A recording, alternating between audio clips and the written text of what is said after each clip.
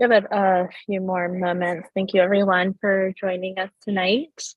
Um, First, we have our info session with Sean Moore from DC Water, and Commissioner Jones will be introducing that, but we'll give it maybe one more minute and then we'll get started.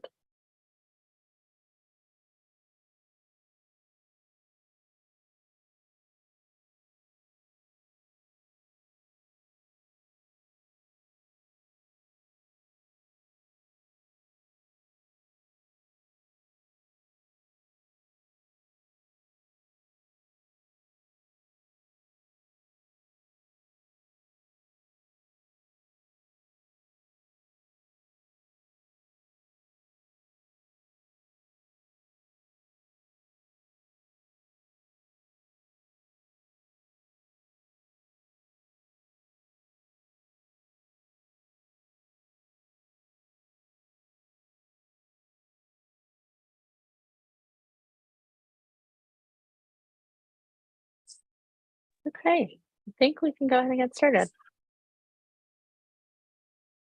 All right, thanks everybody for joining us. If you maybe Cedric, while we're talking, would you mind posting the link to the agenda for this meeting in the chat? But for those of us who have been here before, you'll know, and those that the first half hour or so of our commission meeting of Advisory Neighborhood Commission 1B is reserved for special guest presentations from DC bodies, council members and their offices, or community organizations in relevant to our area.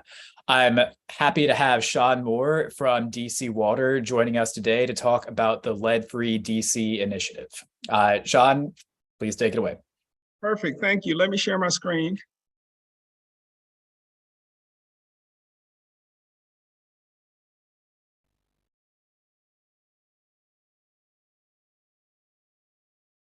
All right, good evening, everyone. My name is Sean Moore. I'm with DC Water. I'm a part of our Lead-Free DC team. Happy to be here tonight to talk to you all here at ANC 1B, a little bit about our Lead-Free DC program and some of the updates that we've had and what's going on, and give you a little bit of overview of what we're doing in Ward 1 and just talk a little bit about the program overall.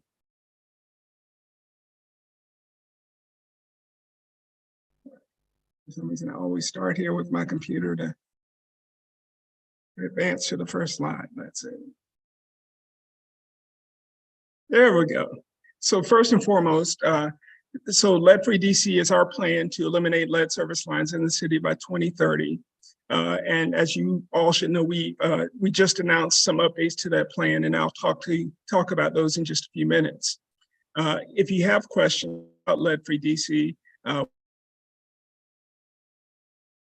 we have a few resources for you. We have our 787-044 number. We also have our email box, lead.com, and we also have some tools and resources like our lead map, where you can find out about your if your home has a lead service line. If my connection is unstable, please let me know so I could change devices, but hopefully my internet will hold out and be strong enough to make it through this presentation. We are doing free lead service line replacements. And just want to tell you a little bit about that process and what we're doing most in Ward 1 and across the city this year. So first of all, Lead-Free DC. So the Lead-Free DC plan, we're looking to replace known lead service lines across the city, and we're also looking to verify the material of service lines. If you had a chance to see our updated plan, you know that we've increased the 28,000 lead service line number we've been using to about 42,000 service lines. As we've gone through this update process, we've been able to look at our map and look at our inventory and make some changes to that. But some of the key things, updates from our plan, right now we've replaced about close to 4,300 lead service lines, and in that process saved over $7 million for customers. Part of this program, is really focused on, we're looking at providing that environmental justice. I'll talk a little bit more in a few minutes about how we use that. We use a model that's focused on a number of different factors in order to really focus on identifying those vulnerable populations as we look to replace those lead service lines.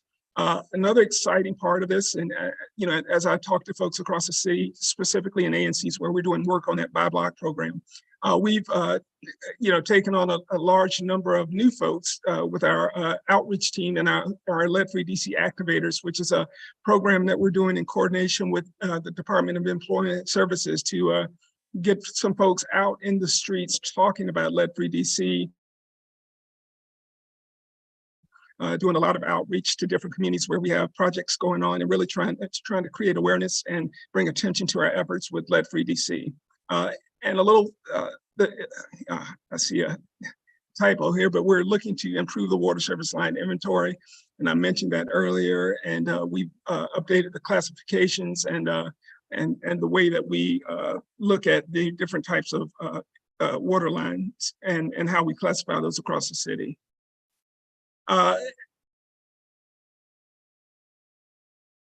And as a part of that process, we also have some new tools for homeowners. We have an updated lead inventory map, which is actually on the photo that is on the right. And we have an updated construction dashboard so folks can figure out where we're doing work across the city and doing some lead service line replacements. So what's the point of all this? So the key piece and why we're doing this whole lead-free DC initiative is lead is just bad. There's serious health effects, with lead, from specifically with infants and children under 6. The exposure to lead can cause decreases in IQ and attention span, increases in learning and behavior problems, or exacerbate existing learning and behavior problems. It's specifically bad for pregnant women and babies. The development, the health effects on women, and if a mother has been exposed to lead, that lead is then exposed to the baby, and again you have those issues with developmental disabilities and learning disabilities. But it's not just the kids; it's the adults as well. There's the problems with heart disease and high blood pressure, kidney disease, and nervous system problems, and so many other health issues. So those are some of the big problems with lead, and why we're so focused on this initiative to remove lead from the water service DC waters system. So just so folks can understand a little bit about how water service lines work, because this can be a tricky part for folks to understand, is that the homeowner actually owns the entire water service line. And that water service line is the pipe that goes from the water main in the street into the house. And while the homeowner does own that entire water service line, DC Water is responsible for maintaining the portion that's in the public space, while the homeowner is responsible for maintaining the portion on the public side, or on the private side, or within their private space. And you see the diagram on the bottom right where it shows public versus private. So part of this whole initiative with lead-free DC is that DC Water always pays for work in the public space, but is not allowed to use the funds that ratepayers pay to do any work in the private space. And a lot of the lead service lines are in private space, so on private property. So by law, technically, those folks are responsible for the cost of replacing those. But with the special funds that we're getting as a part of the lead-free DC program, be those funds from the infrastructure bill, from the city, from other funding resources, we have programs which are now allowing us to do some of that work in the private side and to help homeowners to get those replaced. And hence, when I talked on the previous slide about saving that $7 million in the process of replacing those almost 4,300 lead service lines, it's an expensive process for homeowners. So by virtue of us being able to have some of these free programs or other programs to offset those costs, I think it's a win for the homeowners, and for the city and DC Water in helping to get rid of those lead service lines. So just a quick note on the pipe material that you'll see here in DC. You have lead, of course, which, dull silver gray. People used lead in the past simply because it was easy. Lead's, from a builder's perspective, is a great material. You can bend it, you can easily do stuff, but it's toxic. Then there's galvanized steel, which has its own problems with over time, those pipes develop gunk, basically, for lack of a better word, gets inside those pipes, and the water pressure goes down, and it's just, it could trap lead and other stuff. So we really focus on those. Copper, plastic, and brass are some of the other pipes that are used. But specifically, as part of the programs that DC Water is running, we're replacing lead and galvanized iron pipes. So those are the two that are the focus of the Lead-Free DC initiative. So right now, DC Water has 3 different programs that we're using when we go through this lead service line replacement. We have our capital improvement program, our lead pipe replacement assistance program, and our voluntary full replacement program. So when we talk about these CYPR or bi-block programs, or the ones that we're going around specifically talking to folks about with our CYPR bi-block and our small diameter water main programs, those are ones where it's 100% paid for by DC Water. We do free replacements in conjunction with construction projects. That's the small diameter water main or emergency repairs, but also with programs like our CYPR bi-block program, which we're doing in all 8 wards across the city. There's a lead pipe replacement assistance program, and that program comes about when a homeowner on that private side has a lead service line, but DC Water's already replaced the service line in the public side. So when it's only a private side replacement, there's funding available in coordination with DOEE to pay up to 100% of the cost of that. There's income requirements, but also based on household size. But each homeowner can receive up to 100% discount on the cost of that. And then there's our voluntary full replacement, which comes with homes that we haven't yet identified or put into a program. And if you want to go ahead and get that service line replaced before DC Water gets to you with emergency, with a bi-block or another small diameter water main program, folks can sign up for a voluntary program where DC Water will coordinate that replacement. DC Water will pay for all the work in the public space, but the homeowner would be responsible for paying for that work in their private space. So with that bi-block program, and one of the big initiatives that we have our activators out talking to folks about is our bi-block program. And that's the program that we're focused on. And that's kind of one of the big hallmarks of Lead-Free DC, where we're doing this free service line replacements across the city. And that this bi-block program ties in with that equity we talked about with the Biden-Harris piece, with the infrastructure funding, where we're looking to really focus on, first and foremost, on those underserved areas and the places where are historically disadvantaged. So as a part of that prioritization model, we look at those things such as underserved areas, income, presence of schools, daycare centers. All those go into this model, and we use that model to identify blocks across the city that we participate with, or that we seek to use our bi-block funds to do replacements. We also look, because this is a citywide program, so we're looking at all wards of the city. So we're also looking at areas where, if you have a block that has 30 houses with lead service lines, and that can become a high priority because you have such a concentration.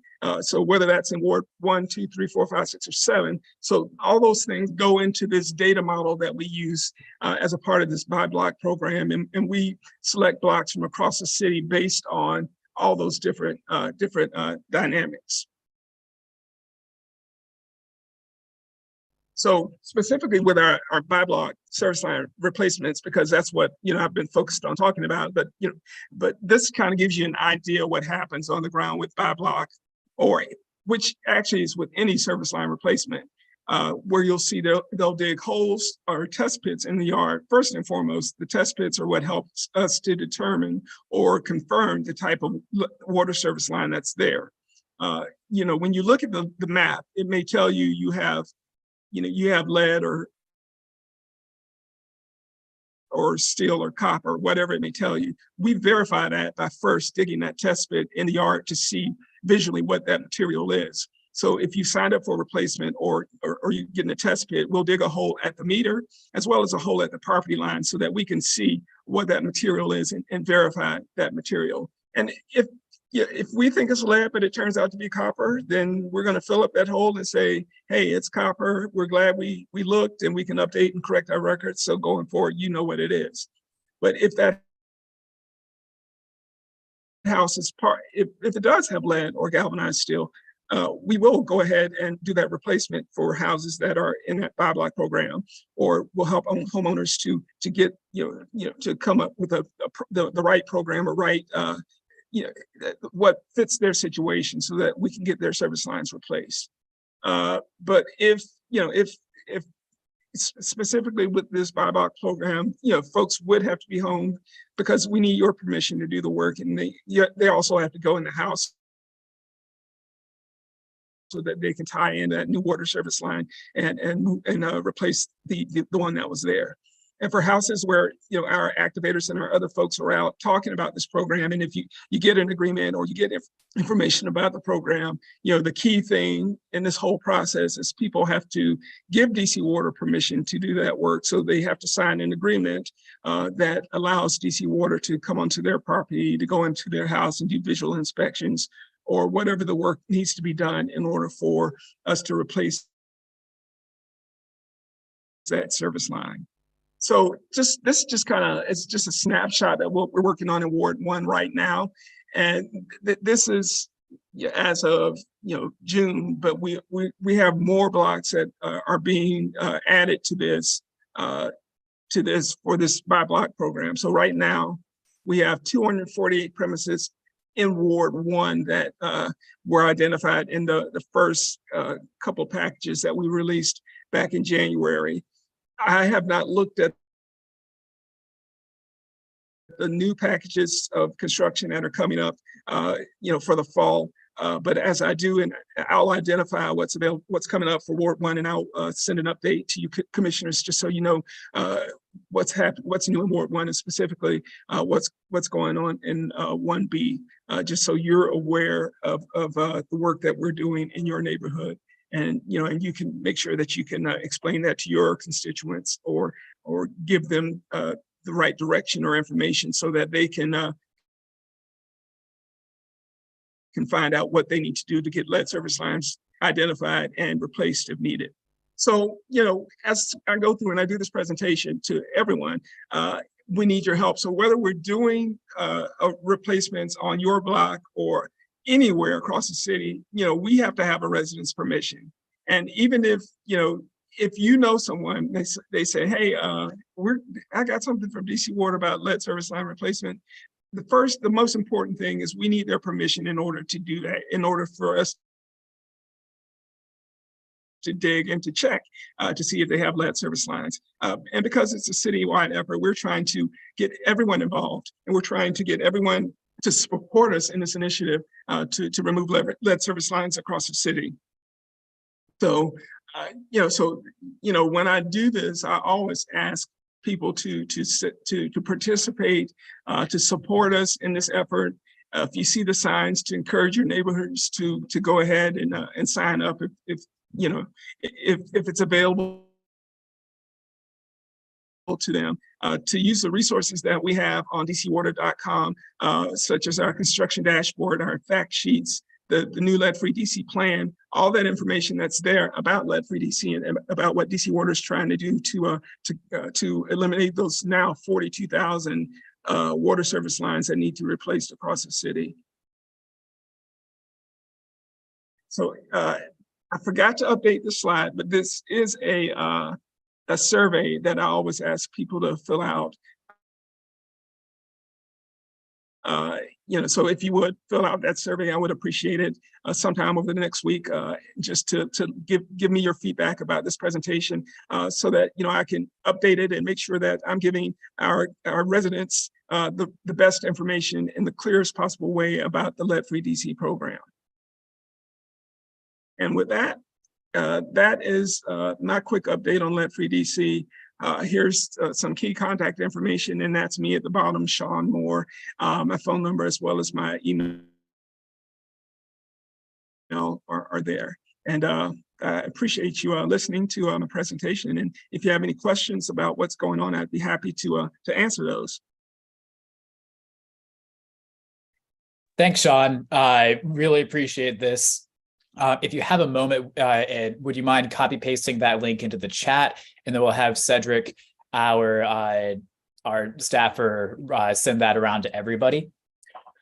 Yes, sorry, I have not introduced Cedric today, but thank you, Cedric, for your work. If anybody has any questions, either commissioners or other members of the audience, please either use the raise hand feature or use the Q&A feature, and we'll be happy to address those questions.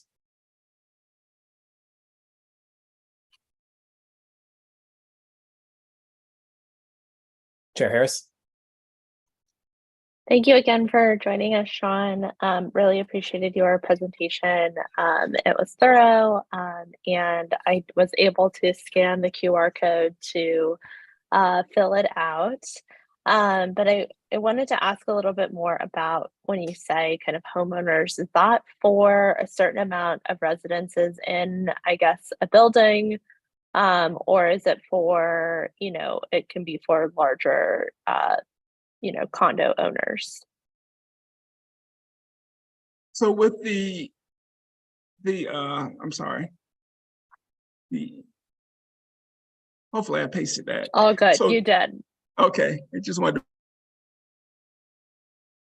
make sure. So with the program, typically we're focused on residential or small multifamily homes, because the water service lines that typically we're replacing or that were historically lead are smaller. So they're like a 1 inch, or less, water service line, which is for a small, it would be like a small multifamily building or a private home. So typically, that's why we're focused on those sizes. For larger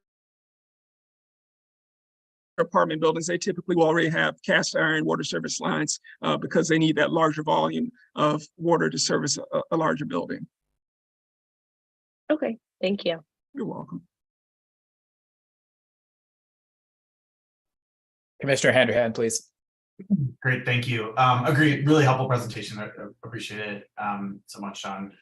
So I just want to understand, I think I understand from the resident perspective what the next steps would be, but I was able to click on the DC Water map link, and I see in my SMD there's like one block that has a lot of verified lead. Mm-hmm. How do we get to the Ward 1 dashboard that shows so I would know, is that already slated for the by block remediation, or if I need to request that? I think you had said you sent around the PowerPoint, but can you just share that process again? Like if it's not on your list, how we would advocate to get it on the list, or how you would select it? I'm trying to see if I can pull up the dashboard. Well, basically, was that dashboard you shared public, or was it just the map? It is public. Okay. It's public, and it's actually, I will send you the presentation so that you can share. But there are some links on it to the public dashboard as well as the construction dashboard, so you can identify, what type of service line we think you have, as well as you can see where our planned construction is. Okay. So it lists, I know there's information about fiscal year 23 construction, but it doesn't always tell you what's coming in 24, 25, because all of those blocks haven't been selected as of yet. But it will tell you if it's not currently in a by block or CIPER program like small diameter water main. If you are eligible for our LPRAP program, it'll show you that information. It'll show you that you have a private side only service line replacement, which by default means that you would be eligible for an assisted service line replacement through our LPRAP program. Okay, thanks. I just love to see the dashboard, I guess. Appreciate it. And the map is great. Right. Super easy to use. Thanks. Thank you. Commissioner Sycamore? Thank you. Great presentation. Thank you. Hopefully I didn't miss this. Is there any way, if there's renters who live in a private home, obviously, landlords and things, is there any programs or any way that we can compel landlords to do the right thing with those homes so that the residents can be as safe as possible, their renters? Well, currently we are required to get the permission of the homeowner to get that service line replaced. What we always do through this process, we send a copy of it to the home. We also send a copy, if that address is different from who we have listed in our records as a homeowner, we'll send that to the homeowner as well. Then we go out and we drop off a copy at the house as well. And when we get that question, we typically try to identify if it is a renter. We ask them if they know the person or they know contact information for the homeowner, and our team will try to reach out to that homeowner to tell them about the program. But everyone, the homeowner and the renter should have received a copy of the information because it does go to the address of the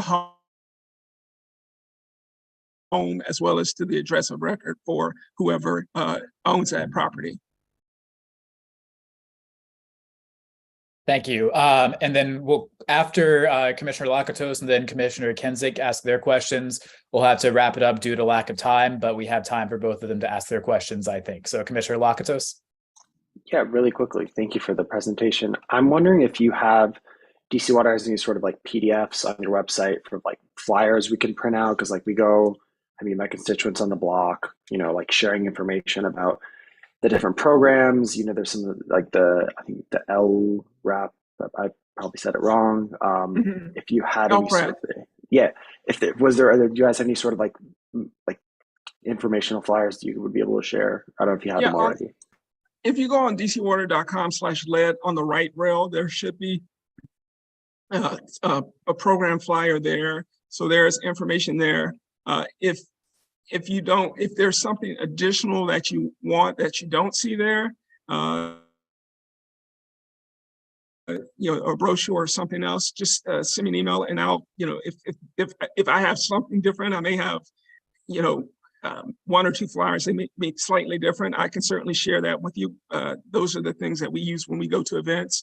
So whatever's missing, or if you don't see what you're looking for on the website, just reach out to me and I'll share any additional flyers or information that I have that you can provide to your residents.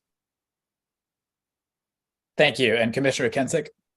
Yeah, thank you, Mr. Moore. Great presentation. Appreciate it. A couple quick questions. One question is, what are you guys doing with the lead after it's removed? Question two is, if the backflow preventer of a house that decides that they're not doing it right away, you're going ahead and placing this new, corrective piping in.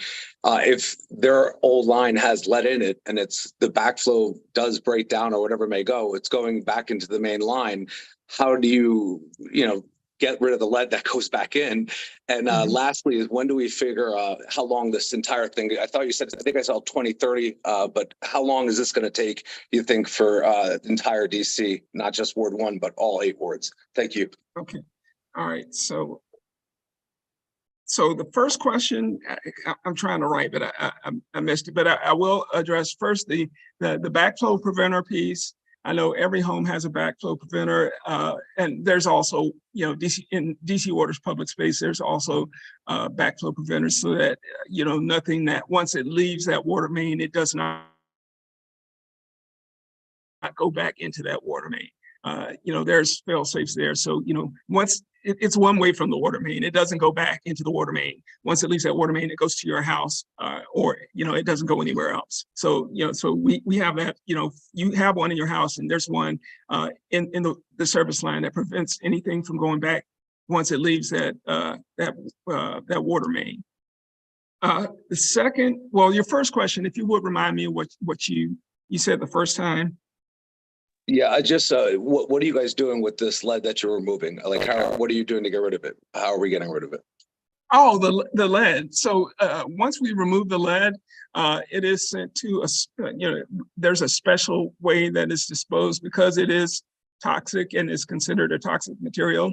There are specific protocols as to how that has to be disposed of. So it is sent away to be disposed of in a hazardous waste situation. And the third one, the plan is for 2030, and I know we're pushing to get that done. Funding is always an issue, and that's something we updated with our 2023 update to the plan. So that cost has increased to $1.5 billion. So you will see that the funding is a big issue. But another tool that we're looking for, and a number of our commissioners are working on, it is a mandate that will require lead service line replacement across the city. And with the dawn of a potential mandate, that would allow us to really accelerate the pace of lead service line replacements across the city. Right now, every time we want to replace something, we have to talk to that homeowner, sell them on the process, and get them to agree to do that lead service line replacement, and they can say no. But with a mandate, a legislative mandate that will allow DC Water more flexibility to move faster, to get this process done.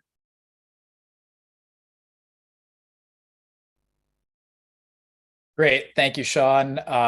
And thank you for everybody who asked questions.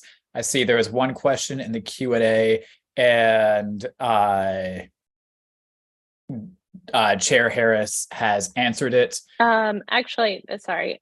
Just because it was a similar question that I asked Sean, is there a particular unit size limit? I mean, I know that there are some, condo buildings and co-ops that are older, that are a little bit smaller. Mm-hmm. I understand that, let's say in, my building, for instance, is a condo building. I didn't look on the map, but I don't believe, based on what you said on size, like there wouldn't be any lead pipes. But Right. Is there a unit size limit on the number of units in a building for this program? I don't know specifically, so I don't want to give you an answer. I will say that we have, over the 3 years that now the third year that I worked on this program, we have done a number of multifamily properties. They're typically on the smaller size. I know there've been some 4, 6, 8 unit buildings in the past, but I'm not sure, so I wouldn't want to tell you that.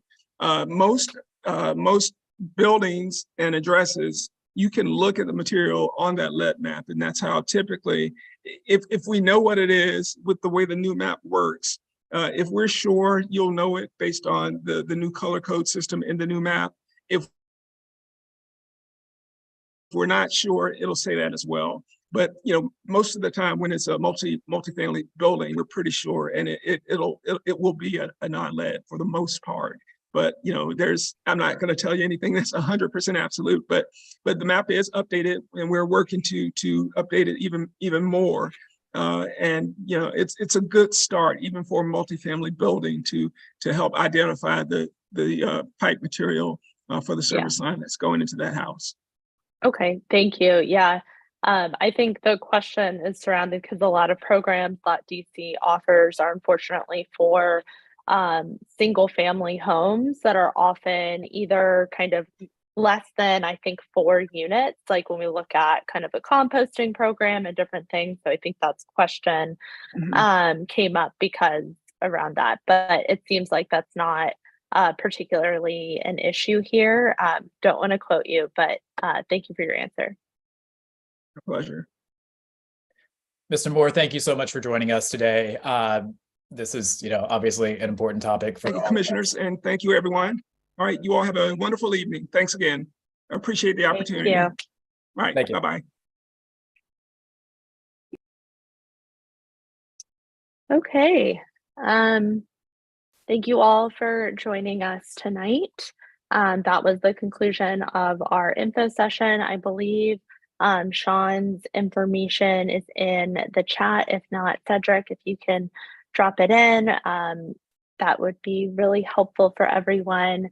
But I call this meeting to order at 7:07 p.m. This is our July monthly meeting.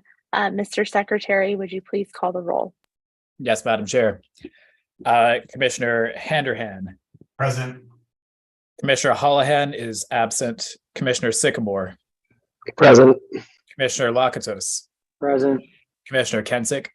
Present. Commissioner Fields. Present. Commissioner Harris. Present. And Commissioner Jones present.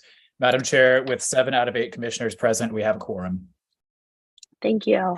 Commissioners, you have an agenda before you. Do we have a motion to approve the agenda?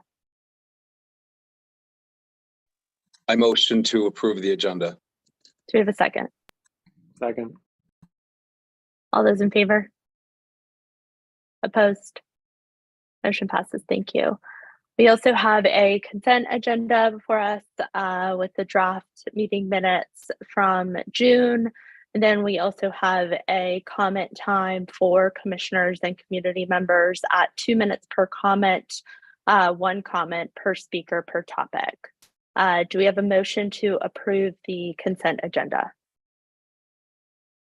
I move that we approve the consent agenda by consent. Do we have a second? Second. Motion passes. Thank you. Okay. Next, reports and action items, financial reports. I know that Commissioner Lakatos sent those out yesterday. Commissioner Lakatos, are you ready to kind of go over those briefly? Yes. One moment. Let me share my screen.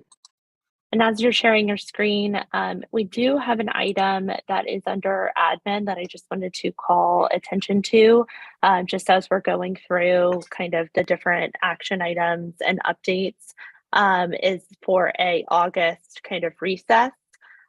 So we're obviously not going to vote on that right now, but kind of keep that in mind as we're going through things. If any questions come up or it kind of you all feel that we might need to hold a August meeting, and I can dive more into that when we get to the admin section, but just wanted to put that on everyone's radar. Thank you, Chair Harris. And so this is the financial report for Q3 of this fiscal year. So that is April, May, and June. DC government is on the federal fiscal quarters. We didn't receive our allotment this month. I believe this is an error with OANC, just because if you could see that we didn't get an allotment. They're doing a lot of accounting changes. I'm trying to get a handle of it. They're trying to get a handle of it, but we are in stable financial shape to be able to afford all the things we need to, but just for clarification. We did have some expenses this month, specifically, this quarter, the sponsorship for the Vermont Avenue Garden Party, payment for our Zoom bill, sponsorship for Purpose Party, some specific industrial bank fees, reimbursement of a Squarespace payment to a former commissioner, the payment for the business cards, and the largest payment, which is the retainer to our attorney for representing us in APRA matters. And so those are the specific payments we made. We had a beginning balance of $198,446.65. We ended the quarter with a balance of $165,857. Does anyone have any questions? Commissioner Kensick. Yeah, real quickly, who is the commissioner that was we had paid for that's no longer a commissioner? Danny Delaney. But we transferred the Squarespace. This was from before this actual commission. He never received the payment, and I confirmed that with the bank. So I reimbursed him for that month, but it's not connected to our debit card, so it'll be paid from our bank account going forward. Thanks, Treasurer. Not hearing any other questions, I'd like to make a motion that the full ANC adopt the Q3 FY23 financial report as Do we presented. have a second? Second. All those in favor? All those opposed? Motion passes. Thank you.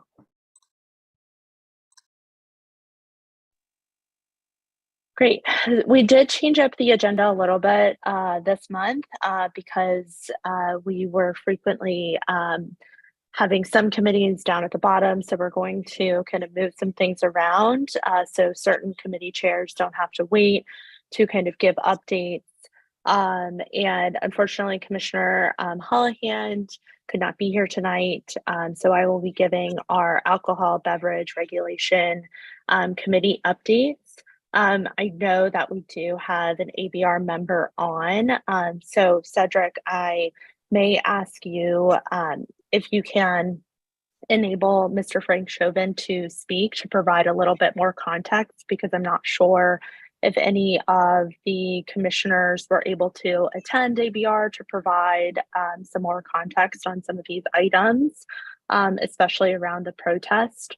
And I believe there is a recent protest that was added, although I think maybe we can discuss it briefly because we might need to vote on it if we do decide on a recess. So first, we have, and Cedric, Frank, if you can raise your hand, so then Cedric can enable you to speak. There we go. So first is Prince Hall free and accepted order of the Eastern Star. I believe this is the place where many of us go to vote. It's a voting center. They are requesting, it is a new license. It's a members only establishment. I believe it's a Masonic temple. Seating capacity of 500, total occupancy of 888.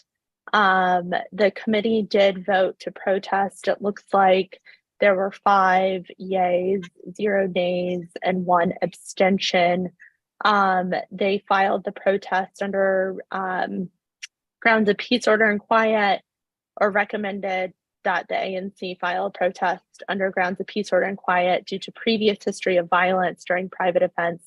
I guess, I would love to know more, Frank, kind of about this, if this is a new license.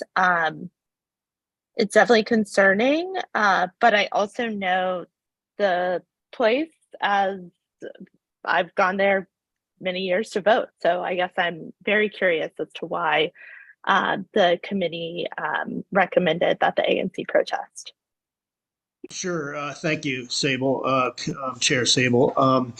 I am just presenting, I guess on behalf of, in Sean's absence, that there was a presentation from, we were unaware as a committee, but a member, or excuse me, a guest at the committee made note of a piece in the press from about 14, it might have been 15 years ago, where there was 11 people shot after an event or an associated event. So that, of course, raised the ire of folks, and we are concerned about large events. So with that said, for large events, for events that are going to be hosted for folks that are coming from the outside that have nothing to do with it, with the organization, we would like to ensure there is appropriate staffing by off-duty security guards or off-duty police officers. So it's in the context of that history that we would protest on peace, order, and grounds, and request the commission to approve this protest so that we can discuss security attendance during large entertainment and live music or recorded music DJ events. Thank you for that context. I think, Commissioner Field. Yeah, I'm just Googling now and I just wanted to ask for clarification. If the event that you're talking about was in 1987, because I'm looking at a Washington Post article from there about 11 people shot, and I just wanted to clarify the event. Yes, that is correct. I apologize for incorrectly quoting the year, but it was a substantial event, and there was a previous license here, and it expired. So we don't have information with respect to that license because it expired at some point in the near term past. I don't know if it was before the pandemic or during the pandemic, but we do not have a statement besides that press piece. We don't have a history given by ABCA on their practices and violations. So all we had to go by is this, yes, the 1987 11-person shot event. And we'd like to ensure, because it can be a substantial number of people. There's 800 people at that event, and they didn't have proper security. So I think it's appropriate for the committee. The committee thought it was appropriate to recommend neighborhood safety and ensure that there was appropriate staffing for security officers for events. May I, and I'm so sorry, Commissioner Sycamore, I do see your hand, but just a quick clarifying question. Was anyone present from Prince Hall? Did they speak at ABR? They were not present. I believe they were invited. Okay. Commissioner Sycamore. Hi, Mr. Chauvin. Just a quick question. Is this pretty standard for an event venue like this to protest for things like this? And for other liquor licensing, do we put up the same protest for the same reason? Or is it just because of this one singular event? Because if we're going to do that, then we have to look at the entirety of U Street, because there's incidents that happen all the time on on U Street outside of any bar. So I'm just curious as to what the standard is for that practice. Well, this is an unordinary event space. We don't have lots of operations with such large capabilities to host outside events. We have the 930 Club. That's almost it. I mean, there might be another one I'm missing. I know the U Street Music Hall, the new venue there, might host outside spaces or outside parties, but they're not the size whatsoever. And so this is an extraordinary space. And it's only recently that the committee took on itself to investigate and review thoroughly each license on the merits. And the merits here convey that with a large space, it's important to the community to promote safety. So with a large space, the committee would recommend to this commission that we promote public safety by ensuring appropriate security staff. So we would do that due diligence regularly, yes. Okay. Commissioner Field. Yes, I just wanted to follow up and ask if you know if they still host go-go's or host outside organizations at their venue to host events like this of this size. They do say they just gave us some general verbiage that they quote unquote occasionally host events, large events to outside groups. Though they did say that predominantly the space was for their internal membership uses. However, it's these one-offs, 800 persons coming into the neighborhood that we have to be concerned about and for, and to ensure operations are there to support public safety.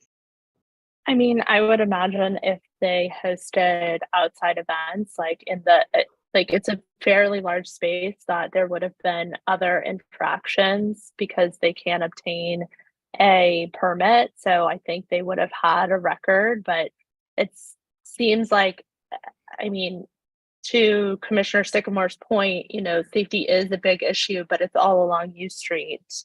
I don't know. I think this is,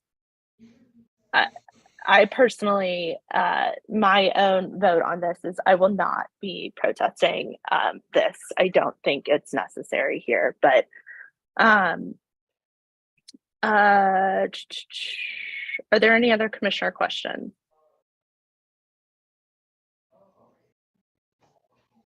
We do have someone, Tanya, Cedric, if you can promote her, and then Commissioner Jones, if you can set a timer. Good evening. Can you hear me? Yes. Yes. You know, literally, was asleep and something told me to wake up, and I came on literally in this time for this conversation. I don't know how the neighbors did not know that this was happening, but the Masons and their parties and so forth have been a problem for years. Their building is not soundproof. The music that when the folks rent it out, they spill hundreds at a time into the street. And if our neighbors had any indication that this was coming up, there would be a lot more than me who just kind of woke up and to hear you all talking about this. The only reason the Masons, because in the District of Columbia, these membership organizations like the Masons are not allowed to have venues like this. But years ago, Frank Smith wrote, when he was a council member, gave them an exception. And that is why they're allowed to have these huge venues now. And I'm going to have to get on the phone to WNA to let them know that this is coming up, because it was a disaster for years.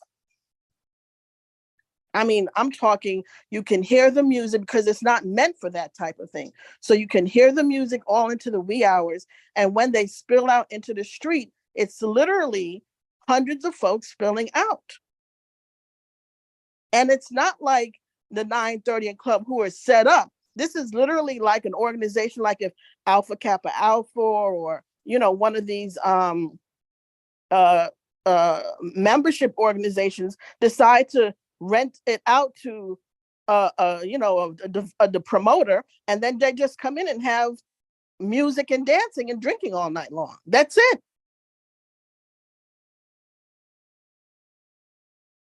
So I know I'm the only one, but if I put this on WNA, y'all will be flooded, because all I can say, it's a disaster that we don't need now when we have 3 million other developments and crime and so forth. We just don't need it. Okay. Thank you for your comments. I will also remind any of our audience members who are part of WNA or any other neighborhood association or are direct neighbors to any of the establishments that we mentioned tonight, you are also in your right to protest. You can form a group of 5. A neighborhood association, I also believe, has standing. If you are a budding property owner, you also have standing.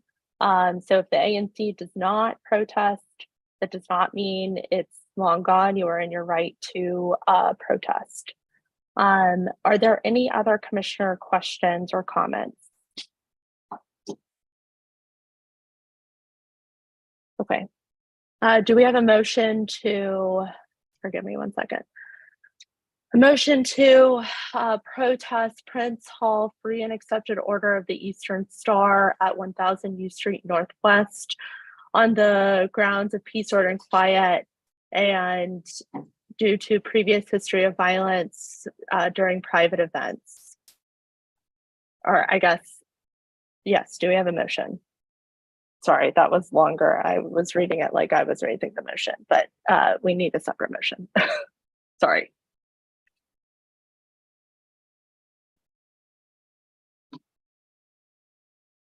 I am not hearing a motion. Just as a reminder too, if you move, that does not mean that you are in favor of it.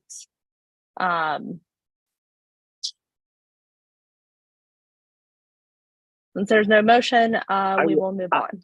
I will motion. That's Okay. a lot of words, so I'll do my best with it. I motion that, the full ANC, I guess, protest for peace, order, and quiet for this establishment that we're speaking of. I think it's on 10th and 11th on U Street, correct? So Commissioner Kinzig, it's Prince Hall Yes. on 10 or on 1000 U Street. Yeah, so, all right, so protest Prince Hall on 10th and U Street. On the grounds of Peace, order, and quiet. thank you. Do we have a second? I'll second. Discussion? All those in favor? Opposed? Abstentions? Motion does not pass. Okay. I think if anyone wants to provide quick context, the reason why I voted no is because I don't think an instance 25 years ago warrants a protest of a new license. I will also say if there have been issues with any events that they've held since, we would have found out about it because they do have to get a permit and that would be on kind of record for that. But this is an establishment that or a place, a venue that I am well aware of. I mean, we go there, it's a voting center. It's probably the nearest voting center for a lot of us in 1B. And I'm not saying, that is, that really made, I guess, why I'm voted no, but I think, and I will stress that if you're a community member who's had other experiences with Prince Hall, you are in your right to form a group of 5 to protest. Commissioner Kinzig. Yeah, I just want to say the reason why I do think it's a good idea is that what's going on in the United States is absolutely absurd. Like, I mean, and especially DMV area, DC. I mean, every day we're hearing something. It's just getting closer and closer. And I feel our council members aren't really doing much with it, just kind of just saying, well, I'm going to be here for this fashion show, whatever else. But yet gun violence just consistently keeps picking up. And if we're going to bring a crowd of close to 500 to 800 people in the middle of U Street in that open area with a subway and everything else, that's the reason I said yes, and that's why I made the motion, just for the record. Thank you. Commissioner Fields. Yes. Well, first I'd like to address the issue in 1987 that I looked up on the Washington Post, and after further research, it was never confirmed that the person who shot came out of the party that was at the Masonic Temple. And so to me, I just think there's a lot of things that are unclear as far as that situation goes, which caused me to question protest in regards to that. I'm also looking at a 2008 agreement between them and ANC 1B, where the protest was withdrawn from ANC 1B decided to withdraw their protest, which I think shows that there is potential for a settlement agreement or anything, or their efforts to be a good neighbor. And so I hope that this issue is resolved. Thank you for bringing that up. I think that's another point that, Frank, I don't want it to say that, just because we aren't protesting doesn't mean we won't try to pursue a settlement agreement. That's something we will still try to do and make sure that the community is aware that Prince Hall does have a security plan in place. Commissioner Hanrahan. Yeah, sorry, I should have brought this up in the discussion. I'm conflicted about the history of violence incident, but we protest establishments all the time while we have a settlement agreement, and without the SMD rep here, I just didn't feel like it was appropriate to go against the committee vote, and we normally have a pretty low bar for protesting in good faith, knowing that it has a little more leverage for a settlement agreement, which we just gave away. So, my vote of yes had nothing to do with the incident from the 80s. It's standard procedure for this ANC, and that's why I voted. That's a fair point. I think, and to Commissioner Sycamore's earlier ask, I think, or earlier statement kind of, or question about, the other establishments And to your point about we do protest, especially new licenses. I think though, because this isn't a very, like, it's not a bar, it's not a restaurant, like it's essentially a gathering space that I would imagine that it's a lot easier to have a license to operate versus applying for a permit every single time. But again, I think it's still worth it for the ANC to pursue a settlement agreement. I have full confidence in Commissioner Holohan that he will do that. Okay, let's go ahead and move on to the second one. I'm sorry, Sable, may I make a quick comment as a representative of the committee? Just in closing there, I'd just like to iterate, Larry, Commissioner, thank you. Sorry.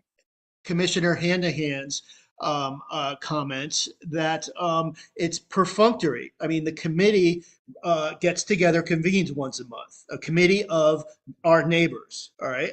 And there were 3 people from the community that called in, and this came from the community because we were not aware of the event. And it brought the interest of the community to the table that there is, if nobody on this call knows, the crime cards show U Street has the highest violent and property crime in the entire district. Now you can talk about whether that's because we report more than other areas.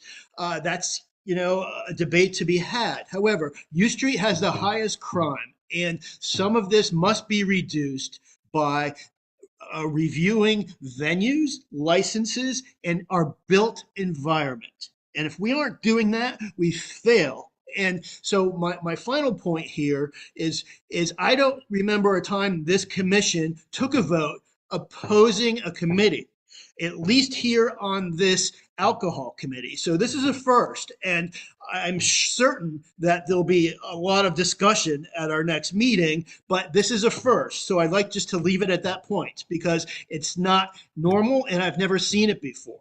So thank you, and I look forward to the other items on the agenda. So I have reiterated many times that I appreciate the committee's work, every committee's work on this, but we are all elected officials on here, and we do have the right to vote in the ways that we feel is best for the community overall. So I think that's important. I think we all did take into account what the committee voted on, and I don't think any of us who did vote no or who even abstained, which isn't a sign of yes or no, took that lightly, even the people who voted yes. So I think that's important. And I would gladly welcome the conversation about it. But this has happened, and it's not something also dramatic. You're right, as every community member, to vote to protest or to protest this establishment. I am also well aware that Prince Hall is a Masonic temple or Grand Lodge.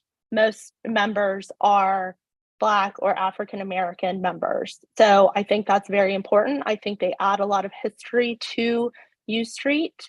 So I don't take any of these issues lightly. And I think that's an important piece to remember, and that this is again, a gathering space and not a bar. So we're going to end it at that and move on to the next agenda item. So we have Deja Vu Lounge, 2020 9th Street. They are transferring a license. I believe they are also increasing the capacity I read that wrong. They have a seating capacity of 99 and a total occupancy of 149. They do have a live entertainment endorsement, and there were concerns about Deja Vu, about overconcentration of liquor licenses on the 8th and 9th Street area of U Street. And the committee did recommend that the full ANC protest under the grounds of peace, order, and quiet, overconcentration, and all other applicable grounds. And the vote was 6 yeas, 0 nays, and 0 abstentions. Are there any commissioner questions, or Frank, do you want to add any more context to this? No, you've covered it well. It's a matter of overconcentration, and it's overconcentration is one of the four appropriateness standards upon which a protest can be filed. It is also one of the appropriateness standards upon which a moratorium petition can be filed. And a group of neighbors, as most of you are aware, I've probably spoken with each of you, is working on a petition.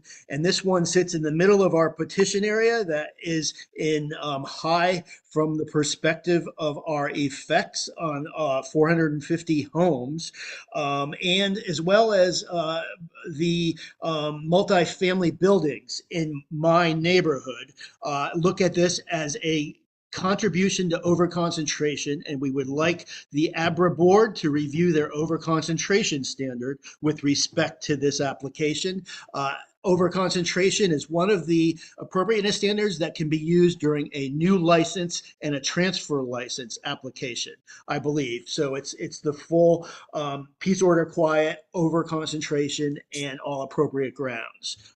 So we can engage our further review with legal counsel on this.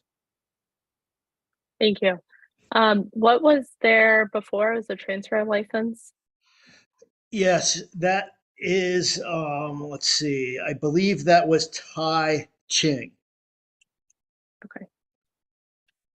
Commissioner Sycamore. That's Tai, X-I-N-G, if you guys knew that entity. Tai that moved back to Crossing. Tai Crossing, thank you, yes. I've been there, sorry. X-I-N-G, Crossing, they call that, Yeah. yes, X-I-N-G, thank you. Okay. Commissioner Sycamore, do you not have? Yeah, no, you actually asked my question. Thank you. Okay. Commissioner Kinsick. Yeah, I just want to be clear, when we start talking about these moratoriums and everything, I like to keep in fact in mind the Duke plan. To me, it feels like, I know that this overconcentration always falls in this 9th Street area, but I also want to make sure that Black owners in the area are not going through extra struggles than everyone else is going through in the area. So when we're putting any type of protest on that, again, I just want to keep in mind with the Duke plan and that we're not circumventing or what they used to call redlining back in the day, and holding these people accountable for something that they're just trying to get better in their business or establish more grounds in their business. That's all. Thank you. If I could reply to that, we as a committee review and persistently and consistently all licenses and have a discussion on the merits of the license. Due to this location, we are presenting, I think there's several this evening that are protesting on all applicable grounds, including overconcentration. This will be one of two. It is not related to race or any type of certain matters such as that. Everybody is looked at regarding concentration of licenses and the type of license in the neighborhood. I will note that, I do appreciate the committee's work on this and looking at every license. But I think it's important to recognize our unconscious biases, that even though you might not consciously look at race, it does have an impact. And so I think it's important that is asked and raised. Commissioner Hanrahan. I obviously understand peace, order, and quiet. Frank, do you know, have we ever protested on the has a recent ANC 1B commission protested on the grounds of overconcentration? We have. Okay. Just recently, I think the last meeting was the first time, Sable, Okay. in my 4 years. It's that's not correct. We have protested on overconcentration last term. We can look back on during especially heavy renewal periods. We have included that in our protests, especially for establishments along kind of the 9th Street area. Well, again, it's not a renewal term. It is only for new and transfer licenses. So it's not a forgive provision me, used. I should have been specific. It's during just the heavy season of, this is, I think, knock on wood, a lighter season but during the pandemic and after the pandemic, we saw an influx, and also putting together the agenda and having a similar, although not as concentrated area in my own SMD, we have protested on over concentration. Because also, Frank, I know that you brought it up, so. And if I may, just one quick comment. This is a piece of the code, the alcohol code, upon which ABCA, the ABCA board, has not taken into consideration in any sense outside of a few cases that we can barely even see, because it's hardly done. So, and it is such an important matter to my neighborhood because of all of the work we're doing to bring some balance to our residential neighborhood that sits right opposite, right adjacent in proximity to, I think it's 25 or 3,500 Yep. people in the block next to us that are Yep. allowed by permissive alcohol licensing. Okay, if you had 2,500 people on a Friday night standing outside your door, I think you would understand this over concentration important. I think So I think a that's lot of my us point. do, and we hear your concerns on that. So do we have a motion to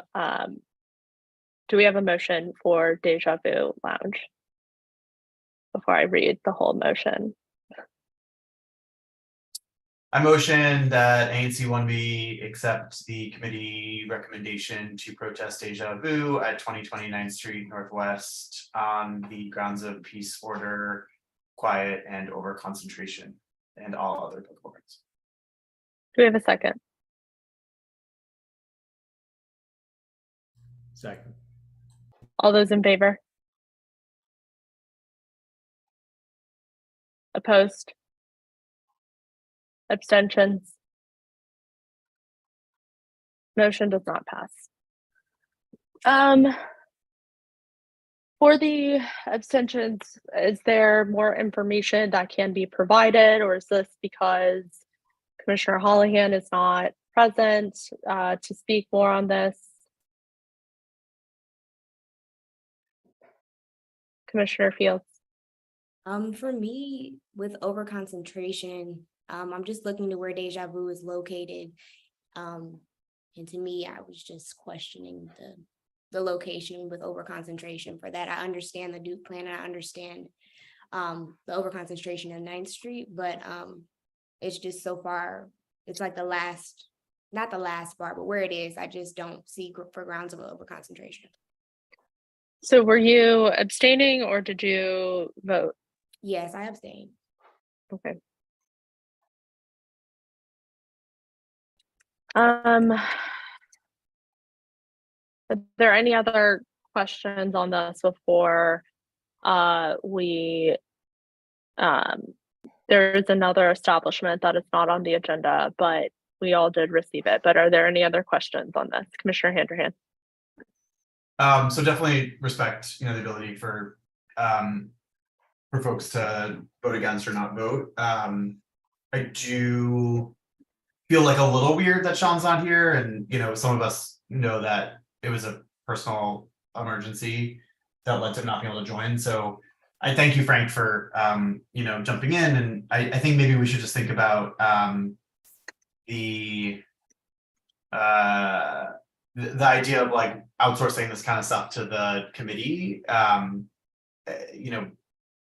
Protesting a bar is not the same as saying we don't want them to be there. I feel like a default position for me isn't to abstain. It would be to vote for a protest just based on my tenure on the ANC. If I'm like on the fence, and so that doesn't need to be everyone's.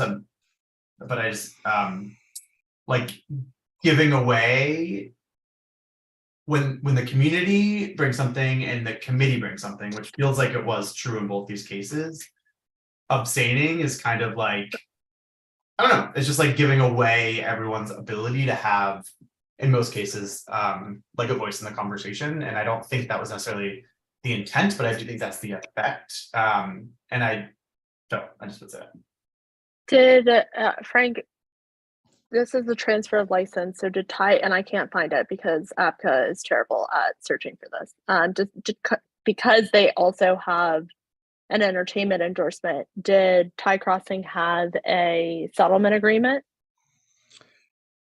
This is transfer, so it's a license that was held on H Street that's moving here. I believe Thai Crossing, it's just the location that we were talking about. I believe their license expired or was canceled. Oh, So okay. So it's a transfer from, okay. And this is like a club. This Were isn't just a there, meeting. yeah, did they have any previous infractions on H Street? I am not aware of such either way. Okay, sorry, Commissioner Kinsick. Yeah, I just, if we can, because we can't see everyone, what everyone voted, can we just do a roll call on this last vote, please? Well, we would have to raise another motion, but I just want to give folks who did abstain a little bit more, try to provide a little bit more context. I think so. The reason is, yes, I think we would all really appreciate if Commissioner Holohan could give us more context. Unfortunately, he cannot. But one, I think it's important to recognize that the committee did vote 6 yeas, 0 nays, 0 abstentions to protest. I think it's also, you know what, I'm not gonna go any further. I'm clearly having trouble with finishing my thoughts today. Frank, can you provide us a little bit more? Like, I get that there is a heavy concern on overconcentration. Was there anyone in the, you know, or did anyone raise any of the past infractions? Oh, I remember what my previous thought was. So put a pin in that 1 second. The reason why we're voting on these things and why we can't just send it back to the committee is because we do have deadlines to meet in terms of when businesses are placarded, and then to fill the protest deadline. So I'm actually unsure what the protest deadline for this is. Frank, if you know it, I think that would be, oh wait, I have it right here. That was easy enough. Okay, so the protest deadline is July 17th, which is why some of these are coming up. I would imagine Prince Hall was the same one. So unfortunately, we cannot wait for Commissioner Holohan to provide more context at this time, because we either need to raise a motion again or we don't. And then it's up to the community if they feel that very strongly about this. There can be a group of 5 or, you know, a neighborhood association or any other abutting property owners. But Frank, is there any more context very briefly that you can give us? Within a 600-foot radius of 1914 9th Street, there are 52 licenses, including this pending transfer. If that's not an overconcentration to the adjacent residential neighborhood, then I'm not sure what is. And Frank, I'm so sorry. I don't think anyone's arguing on overconcentration. I think we're more so trying to, one, understand what this like establishment is. There was already a restaurant there to begin with. It's not like it's coming in to a, you know, home. It's already in that space. It's already kind of there. So Restaurant? can you give us like context of like why this establishment in particular was a cause for the committee's recommendation to recommend that the ANC protest? Well, you know, a lot of the basis from my thinking, and I hold most of the committee, is that this is replacing a restaurant, a nice restaurant that I've only eaten at twice. You know, once before it moved and once during the move, and then they moved back to their 5th and Florida location before they are closed. seeking a Class C restaurant, or they're transferring their Class C restaurant license. So this is also going to be a restaurant. Not to my understanding. That is, I'm looking at the placard right now. you're saying it's a class, it's a CR. CR. It's a CR. And not a CT. Yep. Well, they appeared, if you look on their website, I thought somebody had at our meeting, and I thought it was just a nightclub. It sounds like a nightclub. And, if I am wrong here, then it's because I voted on grounds of overconcentration, thinking it was a class T for tavern license. Let's see. I'm looking on the website. They were formerly at 1378 8th Street Northeast. So I one more question, and then I'm going to see if any commissioners are going to raise another motion. If not, we're going to move on. Isn't there a regulation that if you are a class CR, or if you're CR, you have to serve a certain portion of food? It has to represent a certain percentage in your sales. Isn't that correct? That is correct. It's a per person amount per month. Yes, and it's filed monthly. Higher standard of reporting for restaurants. Yes. And they're a CR. Okay. Commissioner Jones. Madam Chair, is there a motion on the floor? I did not ask one, and I was going to give Frank a few more seconds. Yeah, Frank? and their website shows it's basically a nightclub on 8th Street. So I guess I mean, I think it's calling a spade a spade.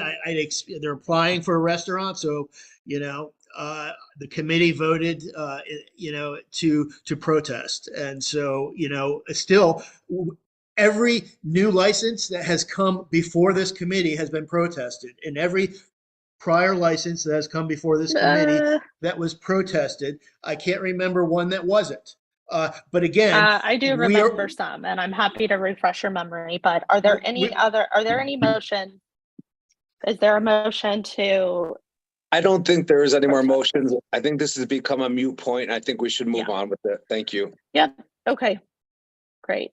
Well, okay. So the next one, and Frank, I really need you to be timely on this. Is we have a new license. I believe it's a new license. It's for a place called Rush.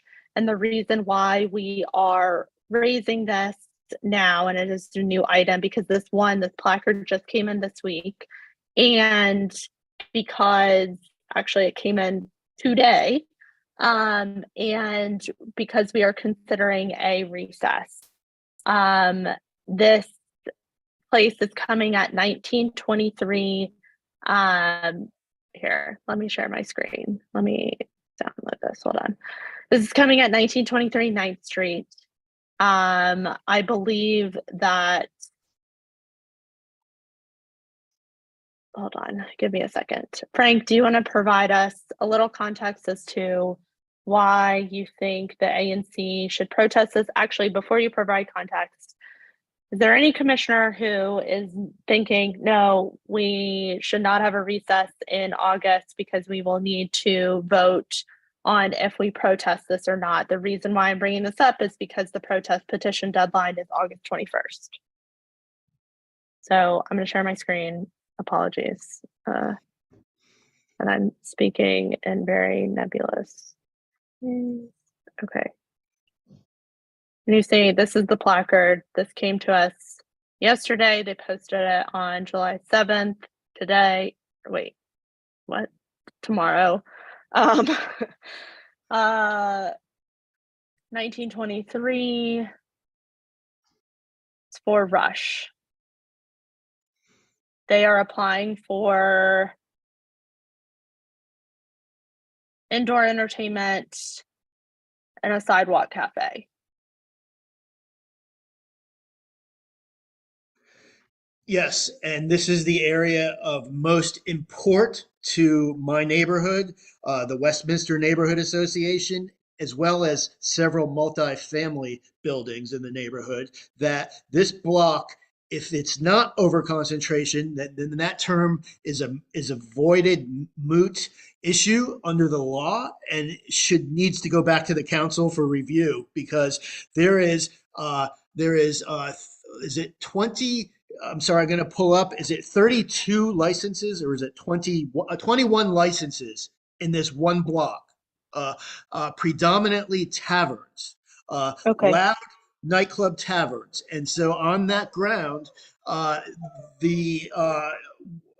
believe this is Sean's issue, and it's whether Sean forwarded this with a request that we protest, this commission protest on grounds of peace, order, quiet. No. He did No? not. I believe he emailed the committee members, and he mentioned that, and I'm pulling up his email, and as I pull up his email, let's go to Commissioner Handerhan. I believe, based on when I talked to Commissioner Holohan, he didn't believe there was any protest necessary. So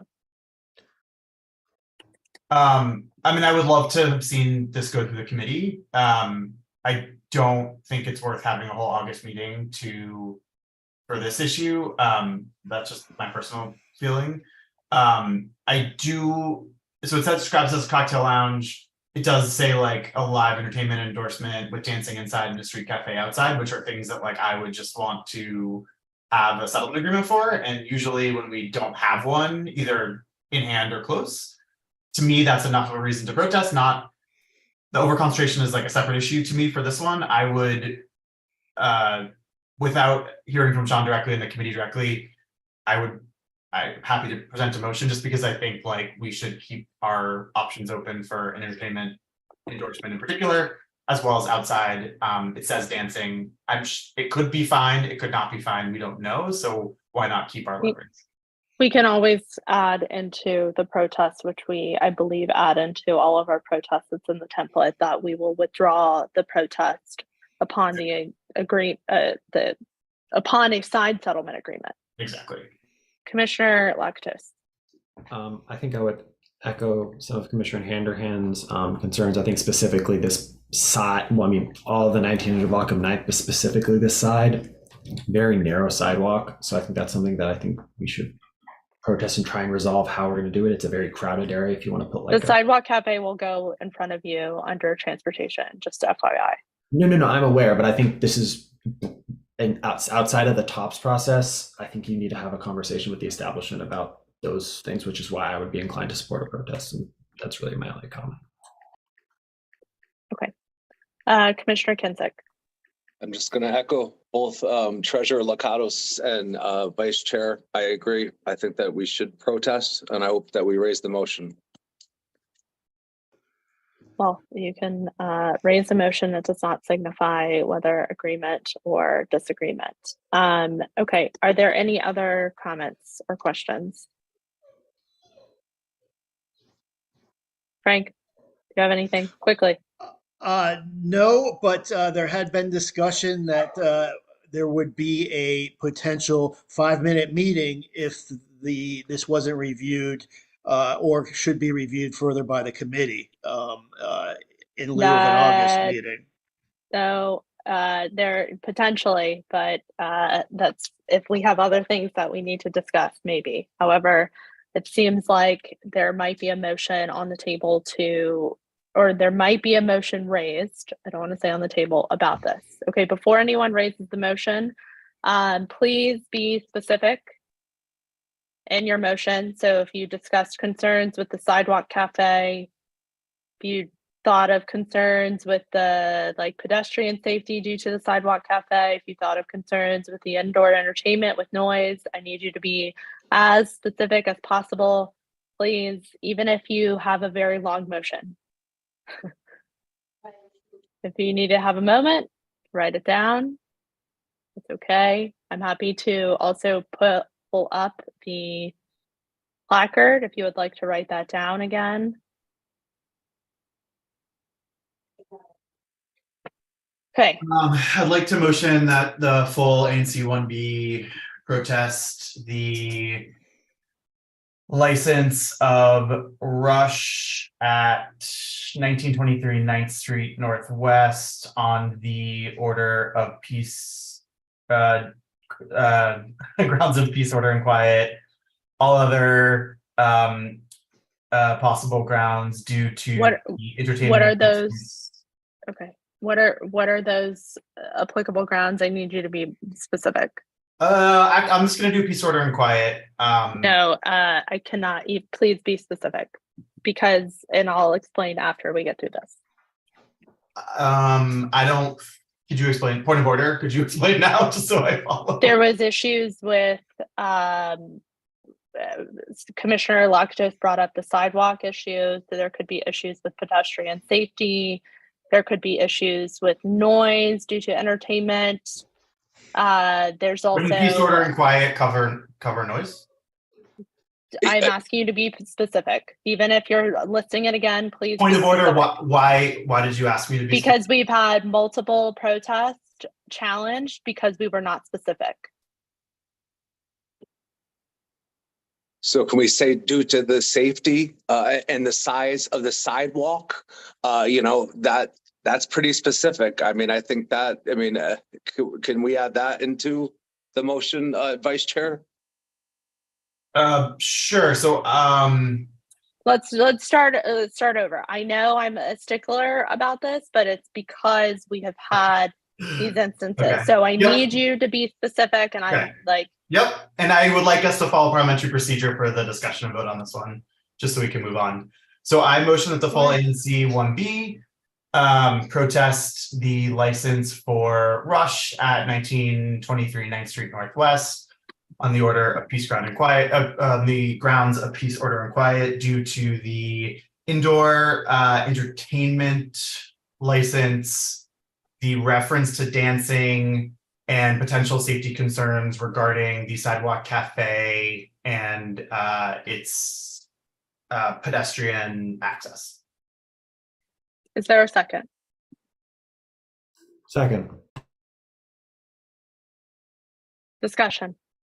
Okay, I'm gonna raise this. I know, I'm sorry, like I get it. This is a very long motion. I understand. However, we have had multiple instances where there have been filings of our protests being dismissed, and it takes more time for the ANC to then file a letter to respond as to why we are protesting. But we do have attorneys, and hello, if any attorneys are on, listening and watching our meeting minutes and going back and quoting our meeting minutes in our motion because we have not been specific enough. Now, we've been okay in proving kind of the case as to why we protested and writing that in a letter. However, this is why I keep pushing. And I know Frank knows this because Evan has mentioned, an ABR committee member, that we need to be very specific on this. So I apologize that it's a little aggressive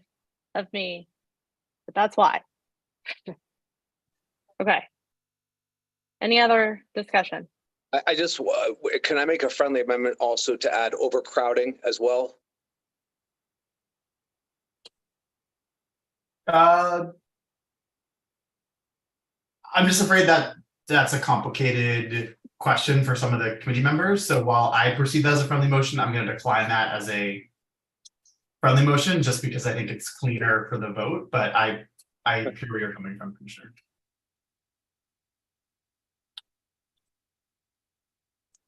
All those in favor? Opposed? Abstentions? Motion passes. Thank you. Okay, next two things very quickly because we do need to move on. One, I know that some neighbors were concerned with the Men's World Cup soccer and about the extended hours for different establishments and almost the perceived carte blanche that every establishment would get. That is not the case. Establishments do, have, I guess, that approval, but they do have to submit, I guess, their plans to MPD in advance. And then we do see a list publicly of those establishments. So the Women's World Cup is coming up in a matter of days. So that might mean more hours. When we do get a list of establishments that are operating, especially in 1B, we will absolutely share that list so you can be aware. But it does not mean every single establishment will operate kind of within those hours. The next point is something that I think is important for community members to note. So next ABRA or ABR meeting / I do believe they might be changing their name to ACR to encompass cannabis. There will be, and Commissioner Jones, you don't need to set a timer for this because this is a committee update. But there will be some attorneys who are representing or maybe representing different, whether it's the medical marijuana shops or the gifting shops. There is new kind of regulations and things about that. So they will be on to kind of hear from community member concerns. So this will be on July 19th. Is that the next ABR meeting? So if you are interested, all of that information to sign up is on anc1b.org. I will be attending this. I do know that residents have concerns. So at least the establishment side will be present. Hopefully we might have someone from ABCA to talk more about this very confusing process. Okay. And thank you, Frank, for providing context to kind of all of these new licenses and different committee perspectives.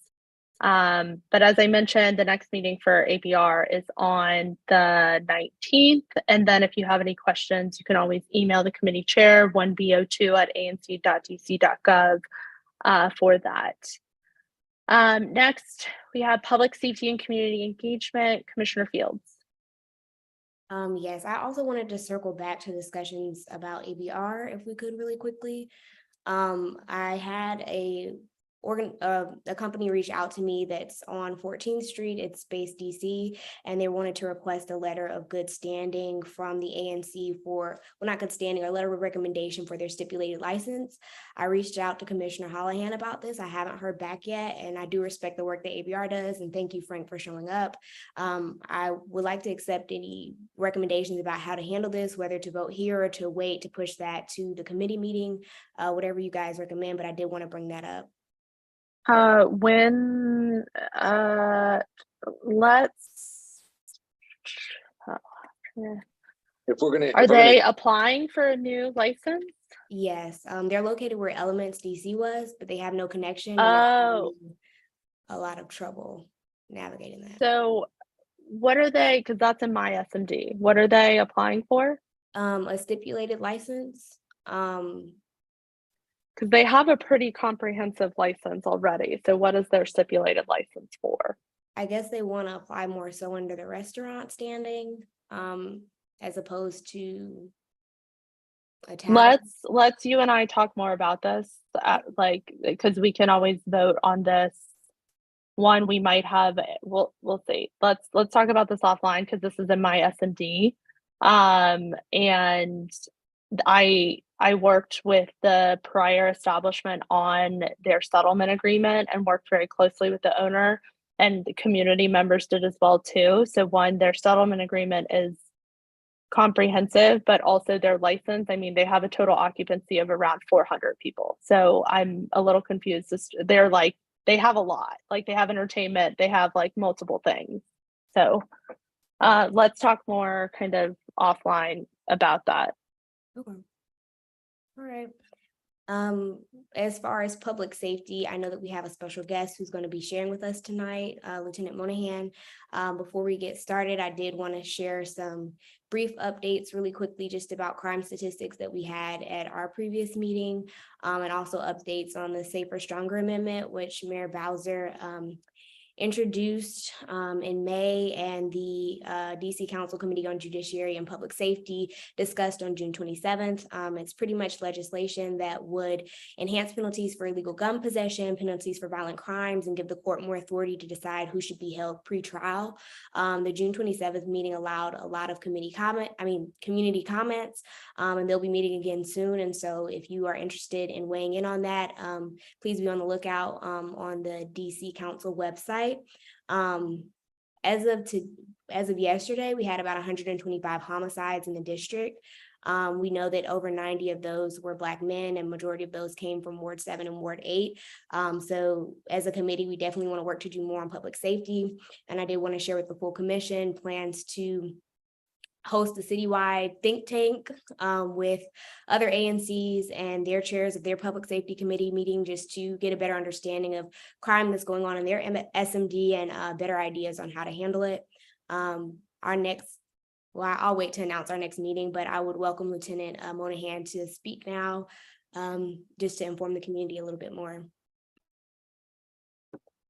And Commissioner Fields, when you get a chance, if you can put some of those updates, because they're not in the agenda, if you can go ahead and put them into the chat, because I think some of those points are important to some of our community members. Lieutenant Monahan, are you on still? Yes, Oh, I'm there still you are. here. Yep. Thank Thank you. you. Thank you for having me. Good evening, commissioners. I will keep this brief. During the last 30 days for ANC 1B, unfortunately, we have seen a rise in all categories of crime. Of course, our biggest concern is violent crime. We did have a homicide in the 1900 block of 7th Street on June 8th that was closed that same day with an arrest, thanks to some quick teamwork by officers that were able to detain a suspect right after the shooting. Our big concern right now is robberies. What we are seeing is that criminals are targeting patrons in the nightlife area, specifically you and 9th Street, after closing time. They are essentially following these patrons as they're walking back to their cars or waiting for ride shares. They are pulling up to them in stolen vehicles, getting out, robbing them at gunpoint, getting back in these stolen vehicles, and then taking off and trying to find other victims. So we are trying to get air support later on at night to help us track down these vehicles. We've tapped some resources with our federal partners to try to help us, assist us with getting these stolen vehicles, and trying to get as many resources in the area as we can to prevent these robberies. But as you can imagine, when we have thousands of people out on U Street, on 9th Street at any given time, trying to navigate that and keep everyone safe is it's becoming tricky. And again, that's, like I said, our violent crime, our number one concern right now are those robberies. Property crime is the theft from autos. And again, we see that people that are coming into the U Street, 9th Street area are having their vehicles targeted, mostly a lot of them because they are leaving their belongings in their cars, but also because they know that these people probably have purses, bags, things stashed in their car, and they're taking advantage of that. So we are working on ways to have our crime suppression team and our violent crime suppression teams out targeting these specific types of crimes. That's basically my update. Thank you. Yes. Commissioner Field, go ahead. Just wanted to share a couple of more notes from the June 6th meeting minutes that we had that are a little bit more specific to 1B, section 305. So that's an epicenter for a lot of crime. And again, we know that a lot of the robberies are happening for children who are the ages, or range from ages 12 to 14 years old. And so there's been an increase in patrol across this area, and that's something a lot of people are working on, and that's something we're going to make plans around to help make sure youth have better activities throughout this time. Lastly, I wanted to share that we received a request from a resident on 15th and V Street to make that area resident parking only. So I've reached out to Commissioner Lakatos about that, and I think that will help reduce some crime in the area as people are leaving U Street nightly. And so hopefully we'll have updates on that at our next meeting. But our next public safety and community engagement meeting is going to be hosted on July 11th. That's next week. And we're looking to have statistics from the violence prevention people who don't necessarily work directly under the police, but we're hoping to get a stronger understanding of what they do and how they're making an impact. So we welcome you all to come on July 11th, virtually via Zoom. Great. Are there any questions for Commissioner Fields or for Lieutenant Monahan? Commissioner Kinsick. Lieutenant Holland, thank you for everything you guys are doing. Commissioner Fields, V and 15th, I know they have a current police thing there, and that is in my SMD. I'm fully supportive. I've gotten so many calls about just not having enough parking. It's constant. So I think that I would love to work with you on that. Anything I could do to help, and I will be definitely at the next safety meeting. But let's talk offline about this. Thank you. Okay, I'll definitely reach out. Thank you for that.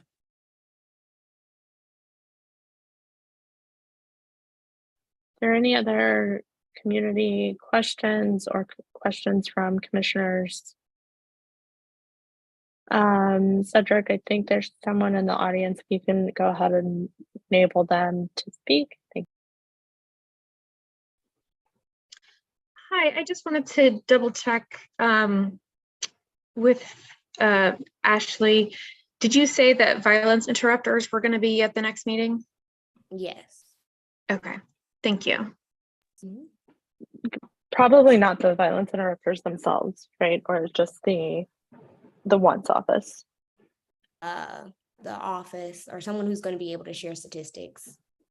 Okay. Thank you. Okay.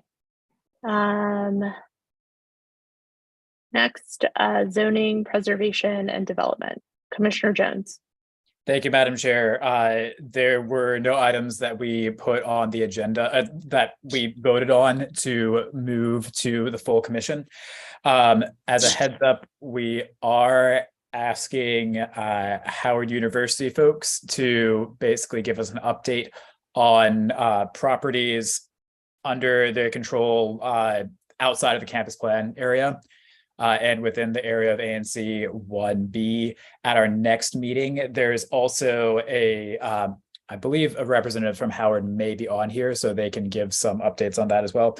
But as you know, Howard University is a major land holder in this area.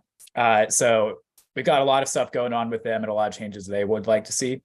And we want to make sure that we facilitate those. So we're going to take inventory and try to do a whole big run through of the list. So if you have a Howard University owned property in your area that you believe may be going up for a historic preservation review or zoning review or a similar review that is under the purview of the ZPD committee, please let me know, and please drop by at our next meeting. Our next meeting is scheduled for Monday, July 17th at 6:30 p.m. via Zoom. That's it. Also, if you have an interest in land use and historic preservation and related topics in our area, and you would like to join the ZPD committee, please email me. My name is Commissioner Tucker Jones. I'm elected out of Single Member District 1B09, and my email is 1b09@anc.dc.gov. Thank you. Thank you. Economic development, Commissioner Handerhan. Thanks, Chair Harris. I'm going to try to be quick. There's a bunch of neighborhood updates in the minutes that I'm going to just skim through. We had nothing to vote on for this month, but there are a couple big things happening. The first, as was shared at this last, and also if there's anyone from the main streets on, I didn't see anyone, but please feel free to jump in. They've been great partners in joining our several meetings that have happened in the past month.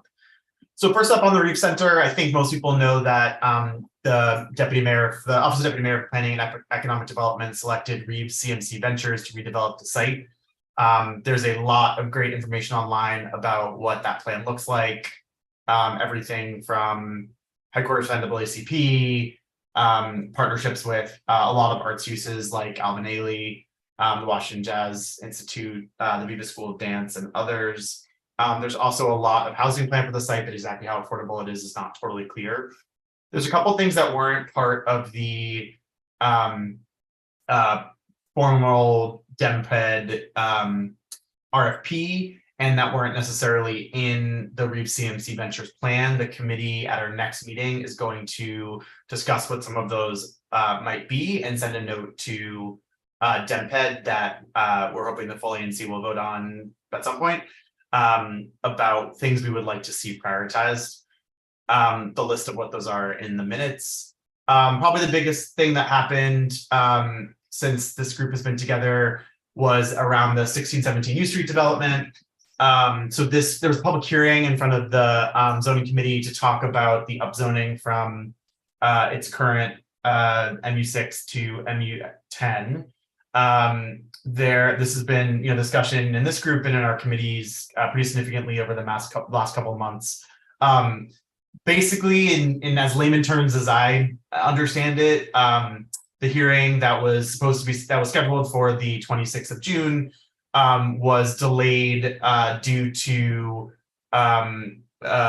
several concerns by plaintiffs, and that OP, the Office of Planning, and DEMPED agreed on. And what those issues were is one, they're both one's technical and one's around engagement. The technical one is that it was set down in the wrong way. It was set down as a rulemaking case, but should have been set down as a contested case. And the second is that insufficient notice was given to the community about the plans. So as I mentioned, OP just accepted this ruling. The zoning committee will reconvene in their October meeting. So anyone who signed up to testify about the 1617 U Street development will need to sign up again. And this will now be a contested hearing instead of a rulemaking case. And that will happen in October. We will have plenty of opportunities to share that information later. There's been a lot of action with the proposed alcohol moratorium, which was discussed earlier, being proposed by the Westminster Neighborhood Association in the 9th and U Street area.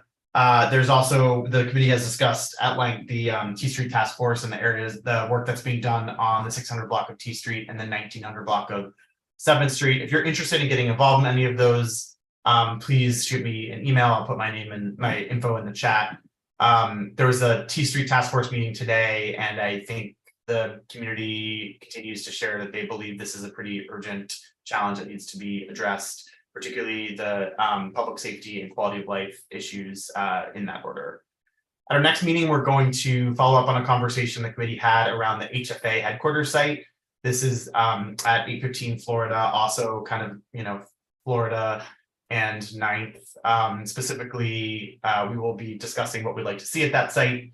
We're also going to talk about Reeves at our next meeting, and we're going to talk about the vacant and blighted property laws resolution that passed in ANC 1A, I believe, which will be an interesting conversation about what the district can do in that space. Our next meeting is Thursday, July 20th at 6:30. All are welcome, and like some of the other committees, we always welcome new members. You can shoot me an email if any of this interests you. And that's it. Thank you. Are there any questions for Commissioner Handrahan? Okay. Great. Transportation, Commissioner Lakatos. Thank you. So at our June meeting, we had a quorum of all of our members. We considered 3 resolutions. The resolutions are in the agenda packet. If one moment, I'm going to share my screen and I will bring those resolutions up for us. The first resolution is on dangerous driving and traffic violence in the District of Columbia. You should be able to see my screen now. This resolution was drafted in cooperation with other commissioners and other ANCs, sort of bringing attention to dangerous drivers, fake temporary tags, and some of the sort. The committee worked on some specific improvements and some changes, and this resolution was passed unanimously. Are there any questions about this resolution before I make a motion? Can I just add that I also noticed, and I was told by the mayor's office that they're sending out letters for the last 2 years of anyone that has violated, whether it be speeding or turning right on red when you're not supposed to. So they're not giving fines for it, but they're making people aware that have committed these fines. So I'm supportive of it. Just saying it out there. Thank you. Thank you, Commissioner Hensick. And I think that program is this like sort of a pilot. It's something related, but kind of a little bit separate. But I appreciate your the added context. And with that being said, I'd like to make a motion that the full ANC adopts the resolution before it, recommending consequences for dangerous drivers. Can you go ahead and take this off the screen? Sure. Just because it's easier to see the vote. Thank you. Second. Is there a second? Second. Discussion? All those in favor? Opposed? Abstentions? Motion passes. Thank you. All right, one moment. I will pull up the next resolution. This is a resolution in response to a not yet fully pending DDOT action to seem to sort of revise the scooter speed in the District of Columbia. So for those of you who are not aware, sort of like dockless scooters, you might see are speed limited by DC regulations to 10 miles an hour. Yes, actually, it used to be sort of there wasn't a speed limit. DC added a 10-mile-an-hour speed limit. There's been some pretty broad anecdotal observations that this has led to a lot more people riding them on the sidewalks because they go slower. So instead of riding in a bike lane or riding in the street where you can move faster, you feel like you're less safe. This resolution was also created in collaboration with other commissioners. It was passed unanimously by the committee. Yes, I'm happy to answer any questions before I make a motion.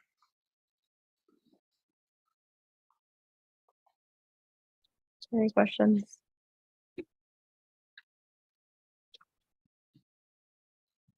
Okay.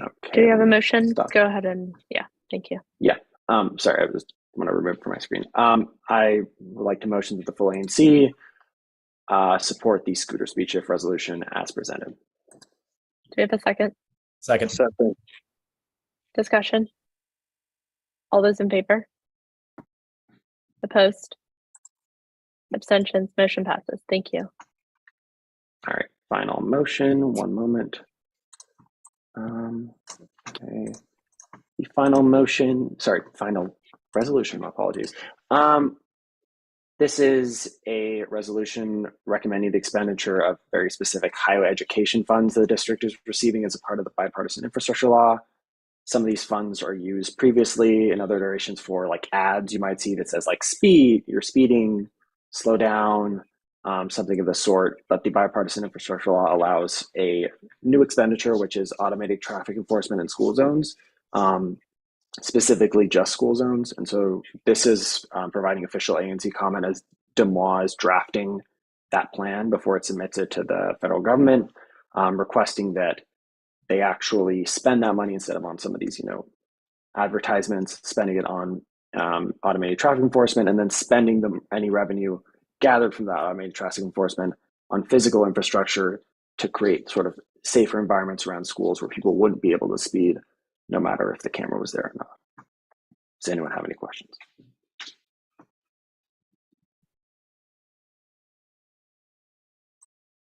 Not seeing any.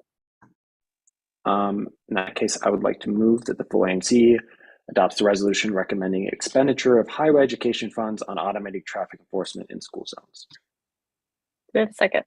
Second. All those in favor? Opposed? Abstentions? Motion passes. Thank you. If you're interested in joining the Transportation Committee as a community member, please reach out to me at 1b04@anc.dc.gov. We currently have 5 members, but we're looking for more.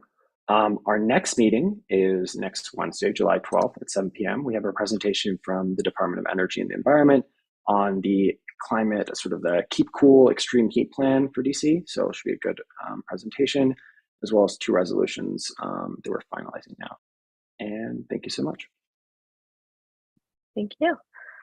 Okay, administrative. So before I get into the August recess, I just want to note the second point first. We do have a vacancy on ANC 1B and 1B06. So if you know of any neighbors that are interested, I'm sure you can have them reach out to any of us here. If you're interested yourself, please reach out. We're happy to answer any questions. All of the information that you need in order to file for this is on the Board of Elections website. This has been advertised in the registrar, so it is there. But we do have a vacancy. We would love to fill it. If you reside in 1B06 and if you have any questions, I know that Commissioner Zahn would be happy to kind of answer those. We can drop our emails in the chat. And I know Commissioner Kinsick, who knows the area well, has also volunteered himself. I'm sorry if I am reiterating something that is no longer applicable, but you can also reach out to him and his email will be in the chat too. Next up is August recess. So last term, the ANC, we did not have a recess, but that is actually an outlier case. I would say about maybe a conservative estimate is about 85% of ANCs, if not even more, actually do have an August recess and sometimes even a December recess. ANC 1B, we've had a lot of things come up that we haven't been able to do this. I think the prior terms we have, but last term we were unable to. I am in favor of it. I think based on what we have voted on tonight, I don't know if it is needed or if we need to meet in August. I know a lot of people are traveling in general. I do know that actually I think ANC 1D has a July and August recess. So if that is an important note, there are other Ward 1 ANCs that do have different recesses, and our council has a recess as well.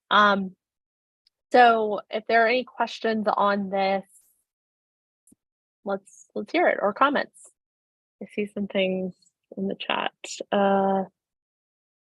If you are raising your hand, go ahead and just speak. Sorry. Thank you. Commissioner Jones, sorry. No worries. Thank you, Chair I Harris. saw it out of the corner of my eye, but I wasn't sure who it was. No worries. Let me just keep myself honest here. There we go.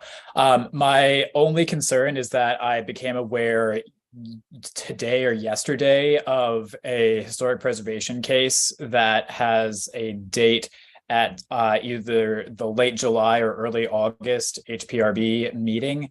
I have not looked into the details of that case yet, but from what I know of our commission, or excuse me, of our committee, of the ZPD committee, I know that they will want to look at that and consider that. That case is in, I believe, 1B08.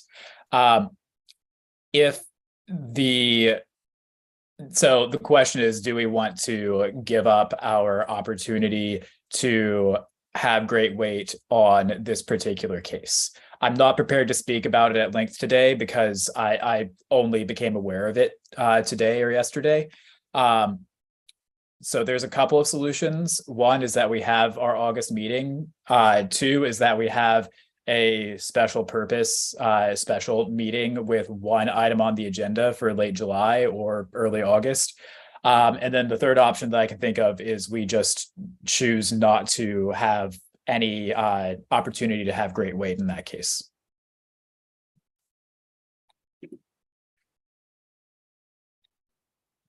Well, since this is in my S&D, I will comment really quickly. So this is an accessory dwelling unit.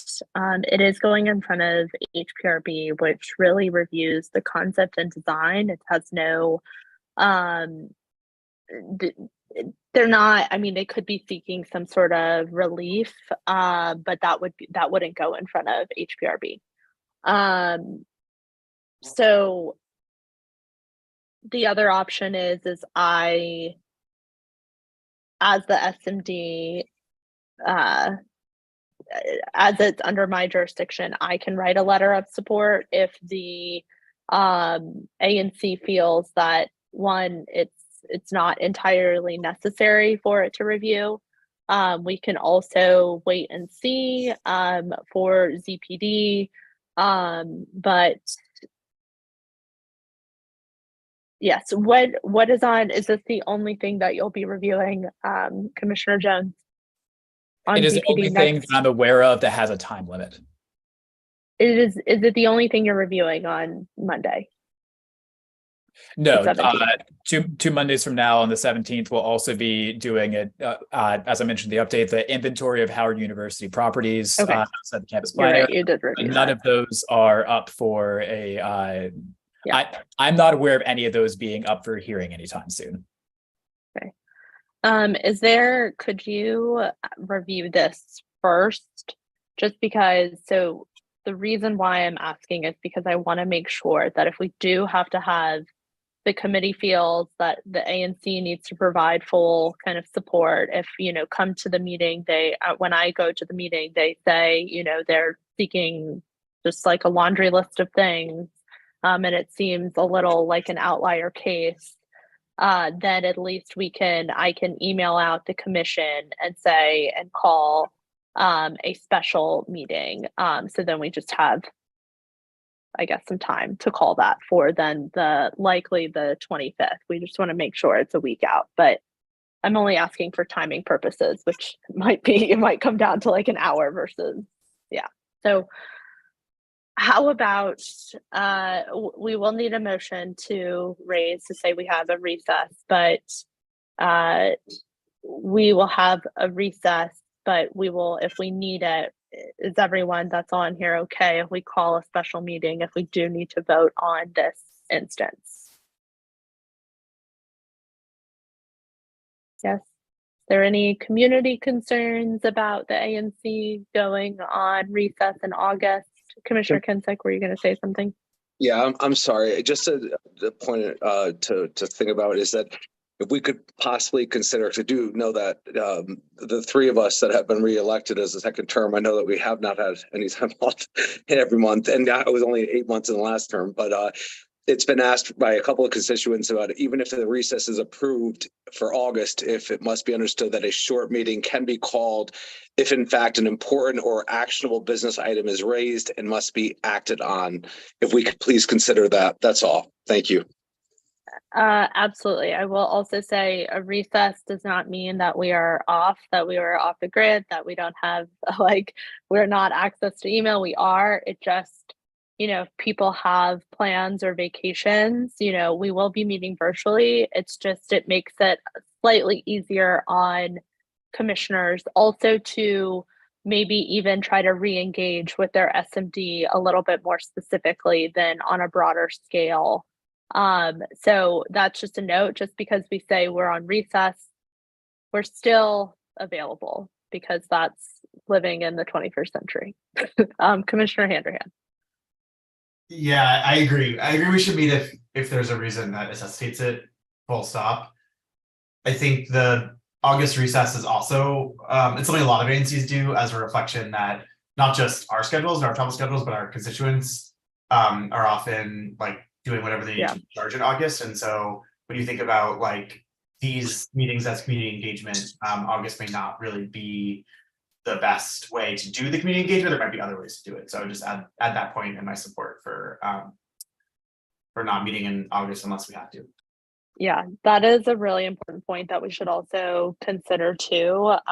Just next year when we're planning meetings, I realize that this meeting is on the tail end of the 4th of July, which I think we've seen a lower attendance with community members. Typically we have around, 30 community members present, and right now we're at around 17. I know it's not a huge jump, but I think it's important that we recognize that. I think we've run into some other holidays, so we should actually, let's look at this really quickly. So I think we will need a motion for the recess.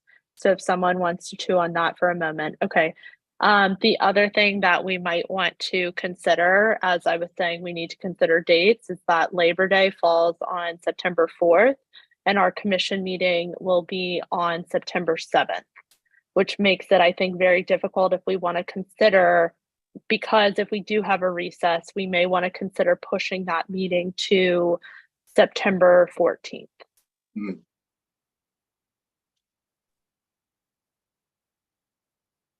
Commissioner Jones. Madam Chair, if we do end up voting for that, I will want to vote on those items separately. We will vote on it separately. My concern about the proposal to push that back is the committees then get compressed into a very short amount of time.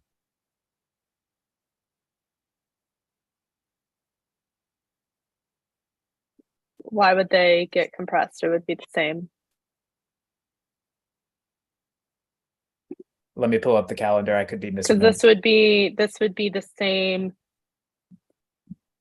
The committees can still meet. This would be the same meeting. So if we had a recess in August, we wouldn't then meet until on the calendar, September 7th. Now, the committee that meets in that week would be transportation on September 12th. But all the other, it wouldn't push anything because technically you're still on the same calendar. Right. When there's a motion on the floor, we can debate further. Well, we don't need to debate, but do we have a motion for a recess? Yes. And you can add in the motion pending any Yes. items. Go ahead. I'd like to motion for a recess in August for the next August meeting for 1B. Just again, as I mentioned earlier, that we understood that if there is a need or something important, actual business item raised, we do act on it. As you say, we are always on, but I do raise that motion for us to take a recess for August. Do we have a second? Second. All those in favor? Opposed? Abstentions? Motion passes. Thank you. Okay. Do we have a motion to move the September meeting to the second week, the second Thursday, to September 14th? I motion to move the September meeting to the second Thursday, which I believe, again, Chair, you said was the date of September 14th. Do we have a second?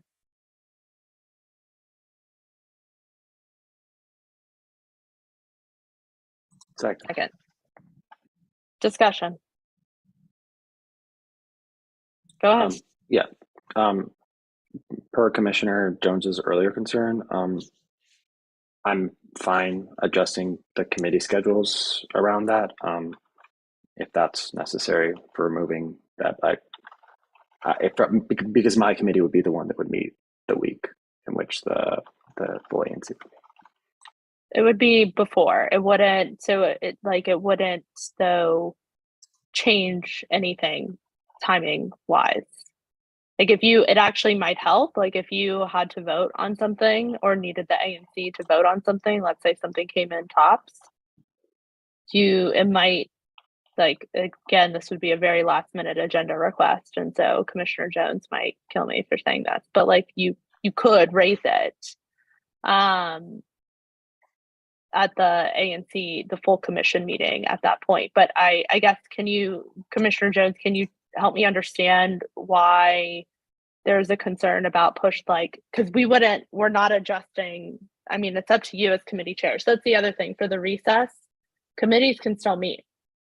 This is just for the commission meeting. So y'all, the committee chairs, can absolutely still meet in August.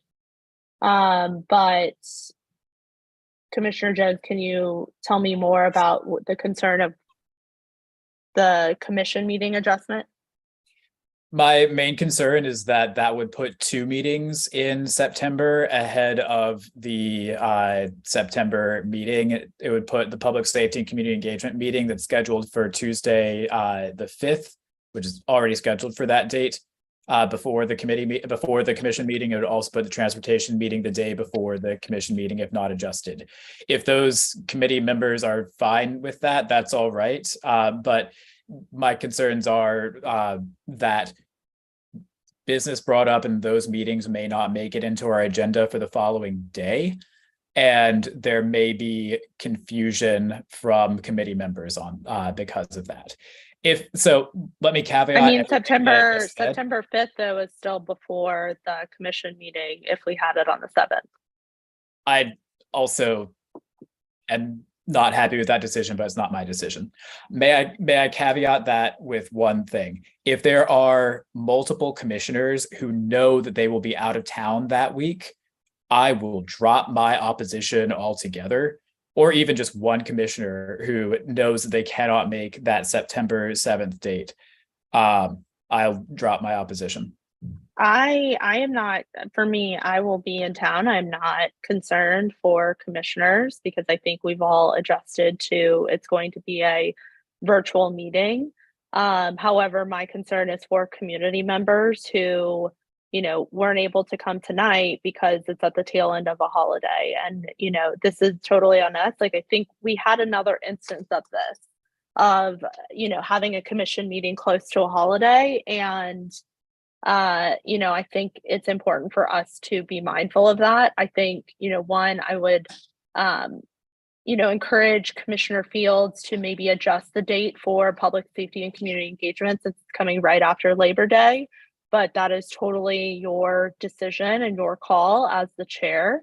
But my perspective was, no offense to commissioners, one, you are important in my mind. However, I was concerned mostly on community engagement and community participation, which is why I suggested that we relook at dates. And it just so happened that the September meeting fell right after Labor Day.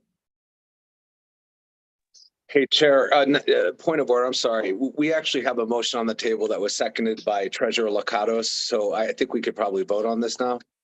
Well, we are in discussion. So are there any other discussion points?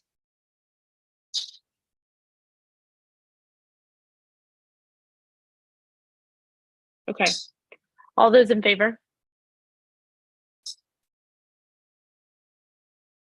All those opposed? Abstentions? Motion passes. So we will be moving the September meeting to September 14th.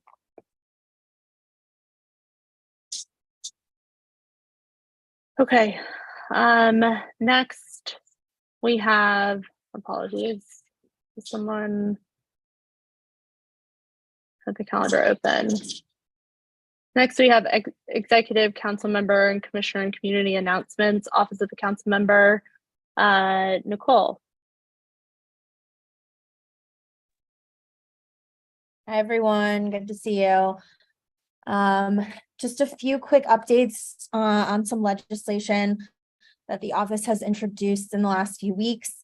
So 2 weeks ago, we introduced legislation to add evidence-based home visiting services to what's covered by DC's Medicaid program. It would require our Medicaid insurance program to cover home visitation services like postpartum care for new mothers, diet consultation, nutrition education, alcohol and substance abuse screening, and other services. At least 20 other states' plans include home visitation coverage. And so we're looking forward to continuing to work on that after the council recess. And then last week we introduced a bill that would require an independent investigator in sexual harassment complaints that involve mayoral appointees.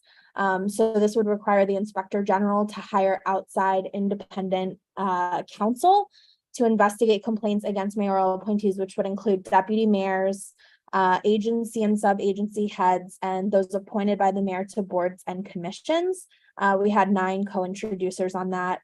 And then yesterday we filed emergency legislation that would be retroactive to require a similar outside investigation of sexual harassment complaints against John Falchicchio. So this has been in response to widespread concerns about the lack of an independent investigation in that case. The permanent legislation would be forward-looking only. The emergency would be retroactive to this most recent issue. So happy to answer any questions. We've been hard at work at the council, and we're heading into council recess, but that does not mean we are off like you all said about your recess. So please don't hesitate to continue to reach out to us about any constituent concerns that we can help with. Are there any commissioner questions?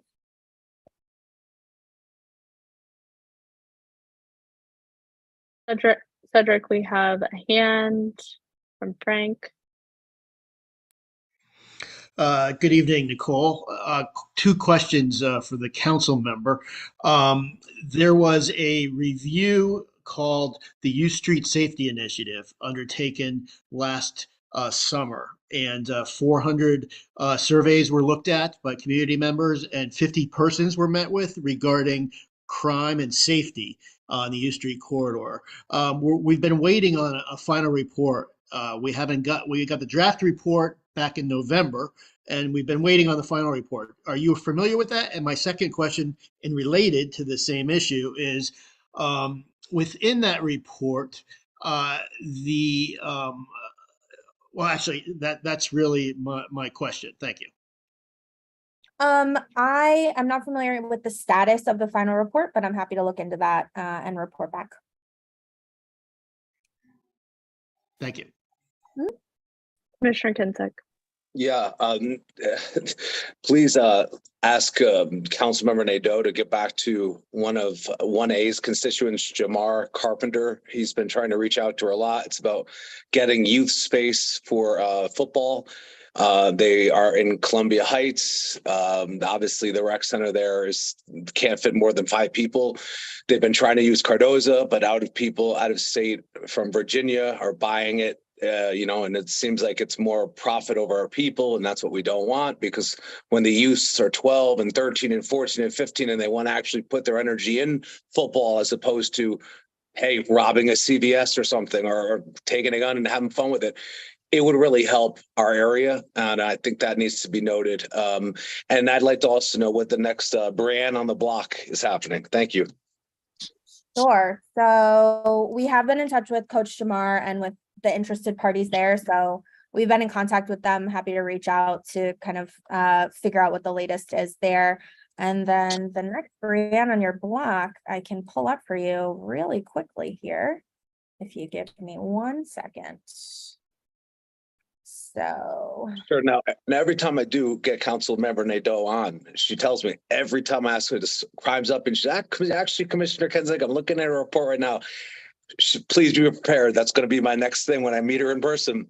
And I'm going to actually pull the report myself because there's no way she's going to tell me that crime is down, gun violence is down, because it's becoming almost like a laughing joke now. Thank you. The next brand on your block is Monday, July 24th from 6 to 8 at Johnny's All-American Cafe. That's on 11th Street. Thank you. Are there any other commissioner questions? I do see another person, Angela, a question. Cedric, if you can go ahead and take them off of mute. Thank you. Thank you. Hi, Nicole, can you repeat that next brand on your block? Sure. It's going to be Monday, July 24th from 6 to 8 p.m. at Johnny's All-American Cafe. That's on 11th Street. And I can also put it in the chat. And you can also find, we have like the next 3 or 4 scheduled for the next few months. They're all on our website. There's a tab on our homepage that just says brand on your block, and they're all listed right there. There's no RSVP required. And just so folks know, brand on your blocks, they're not like a town hall style. It's not her giving a speech. It's opportunities for folks to meet one-on-one with her about anything you'd like to speak with her about. We also have staff in attendance, our community engagement folks, our constituent services staff, as well as myself. So you can speak with staff and the council member directly. And that can be about policy issues you want to talk about, or it can be about constituent services issues that you need help with, anything you want to come bring to her and the team. We're happy to talk to any and everybody. We rotate around the ward and do a different ANC every month. So hopefully we're in your neighborhood soon, but you can go to any of them. You don't have to wait for it to be in your ANC to attend. Thank you. Great. Thank you so much for joining us, Nicole. Office of the Mayor, I don't believe we have Gerard on. Instead, we have the new head of MOKers, Richard Livingston. Thank you for joining us. Of course. Good evening, commissioners and community members. I'm Richard Livingston, the new director of the Mayor's Office of Community Relations and Services, standing in for Gerard Allen, one of the mayor's ward liaisons. So of course, the Mayor's Office of Community Relations serves as the mayor's eyes and ears, as she calls it, in the ward, sometimes even arms and legs, and represents her to you all in the ward, and then vice versa. The liaisons represent you, commissioners and community members, to the mayor in opportunities to express the wishes, desires, concerns, problems of the ward. I was appointed on June 5th. A little bit of my background and some few announcements. I know I'm standing between you all and other announcements and adjourning, so I'll try and be brief. I come to the MOKers position as director, having served prior. I joined the Bowser administration in 2016 as the mayor's Ward 2 liaison. Prior to that, I served in a community relations capacity for the George Washington University, where I have both my bachelor's and master's. So I like to say I came to DC for school and I never left. And in all of those years since, have been devoting my career to community relations. I am ANC 1B adjacent, actually on the border with Commissioner Handerhan's district over here in Bloomingdale. So happy to be your neighbor and look forward to seeing the good work of this commission in the community. I pride myself on having what I call trench leadership. And so that means doing what I want my team to do. So I gave Gerard the night off and you get me instead. And I hope I'm half as good of a substitute for him. And then I should say, before I came to MOKers director, after my time as the Ward 2 liaison, I was at DHCD as deputy chief of staff for almost 4.5 years. So very familiar with the HPAP program. I ran our federal grants program that funded some of the main streets, including district bridges in 1B. So familiar with some of their work, as well as stood up and executed in part with Commissioner Handerhan in his former capacity, some relief programs in the district, including Stay DC, the rent assistance program, and now HAF, the homeowner assistance program. So happy to be of assistance to obviously my team, who will hopefully share some of my wisdom with you all, but then serve as a resource for you all as well. In many ways, I am the at-large ward liaison, so please consider me a part of the team. My one topical update for this ANC in particular is concerning the T Street Task Force. So Gerard serves as a member of that task force. It's headed, as you know, by Salah Zafari, the mayor's director of the Office of Nightlife and Culture. A brief update is that they met today, as recently as today, I should say. Tomorrow at 10 a.m., the Deputy Mayor for Health and Human Services is conducting a cleanup in the area. And then the next action after that is that DDOT will be engaged to discuss some physical space changes that may be helpful on 7th Street to deter some of the illegal parking that we know contributes to some of the issues over there. So I expect that I will spend a lot of my time as MOKers director on those interagency type things. And so the T Street Task Force is up there on my list of things to jump into, but that's my update there on that. And then I'll leave you with 3 last things before taking questions with some events. The first is that on the 7th, So tomorrow there's a Black Business Expo at the Sandlot in Anacostia. So Black business owners, those interested in entrepreneurship, are invited to join the mayor's office on African American affairs at the Sandlot tomorrow from 12 to 6 for that fun Black Business Expo. On the 11th, we're having a hiring fair, the Department of Human Resources at the MLK Library. That's July 11th from 10 to 6. I should say that, of course, issue du jour for the mayor and what I heard in listening to this commission for the last couple of hours is certainly public safety. A lot of what we talk about by way of events and engagement is with that in mind. One of the best ways we know to make sure that people are not resorting to, I'll say, inappropriate, unsafe activities is to be gainfully employed. And so want to promote that hiring fair opportunity on the 11th from 10 to 6 with DCHR. And then finally, again, on the business front, the Office of the Deputy Mayor for Planning and Economic Development has a grant out called the Small Medium Business Growth Fund, which can give small businesses up to $100,000 to grow their business. We've got, as I heard in the numerous ABCA, it's changed since I was last here, applications. There are plenty of businesses in ANC 1B, and you'd be welcome to point them to that grant opportunity at obviouslydc.com. The deadline to apply is July 21st. So I'll stop there with updates. Happy to answer questions from the commission and the community. Thank you, Chair. Okay. Commissioner Kinsick. Yeah, July 8th, isn't there some kind of swim in the Potomac or Anacostia River, something like that? I thought. I was gonna mention the swim. So it has been unfortunately canceled. Today's rain. You may know, of course, that some of the issues with the Anacostia concern rainwater that goes into the river that comes from our roads. And so today's rain actually makes it no longer possible to do that swim on the 8th. So Mayor Bowser, whenever she's ready to jump in there, I'll jump in right after. I will happily share that and probably join you, but it's not going to happen on the 8th. Commissioner Handerhan. Hey, Richard, I just want to say congratulations on your new job. As Richard mentioned, we worked together in the DC government for several years, and I think we're so lucky to have you in this role. I want to echo back something that you said, which is you see your job as kind of jumping in, maybe less on the like tactical, like SMD specific things, but more on the like cross-cutting sticky issues. That sounds awesome, and I do think sometimes I feel so bad like handing Gerard like a really complex thorny thing and being like, fix this. So what is the best way? I know you're tracking the T Street Task Force, which if I could choose one thing, I would choose that.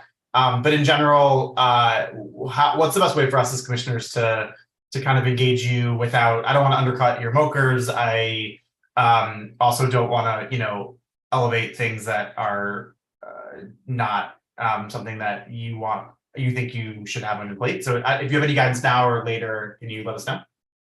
Sure. Yeah, certainly. It's obviously start with Gerard. You're also served by Portia Foreman. There are 2 liaisons per ward. They tend to divide and conquer for their sanity, but you do have 2.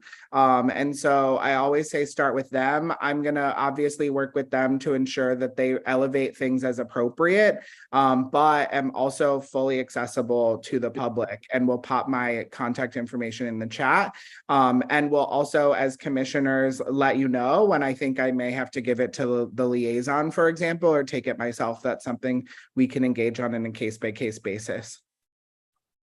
I just want to note that Richard is one of the most responsive and thoughtful people I worked with in district government. So I just want to put in that plug too.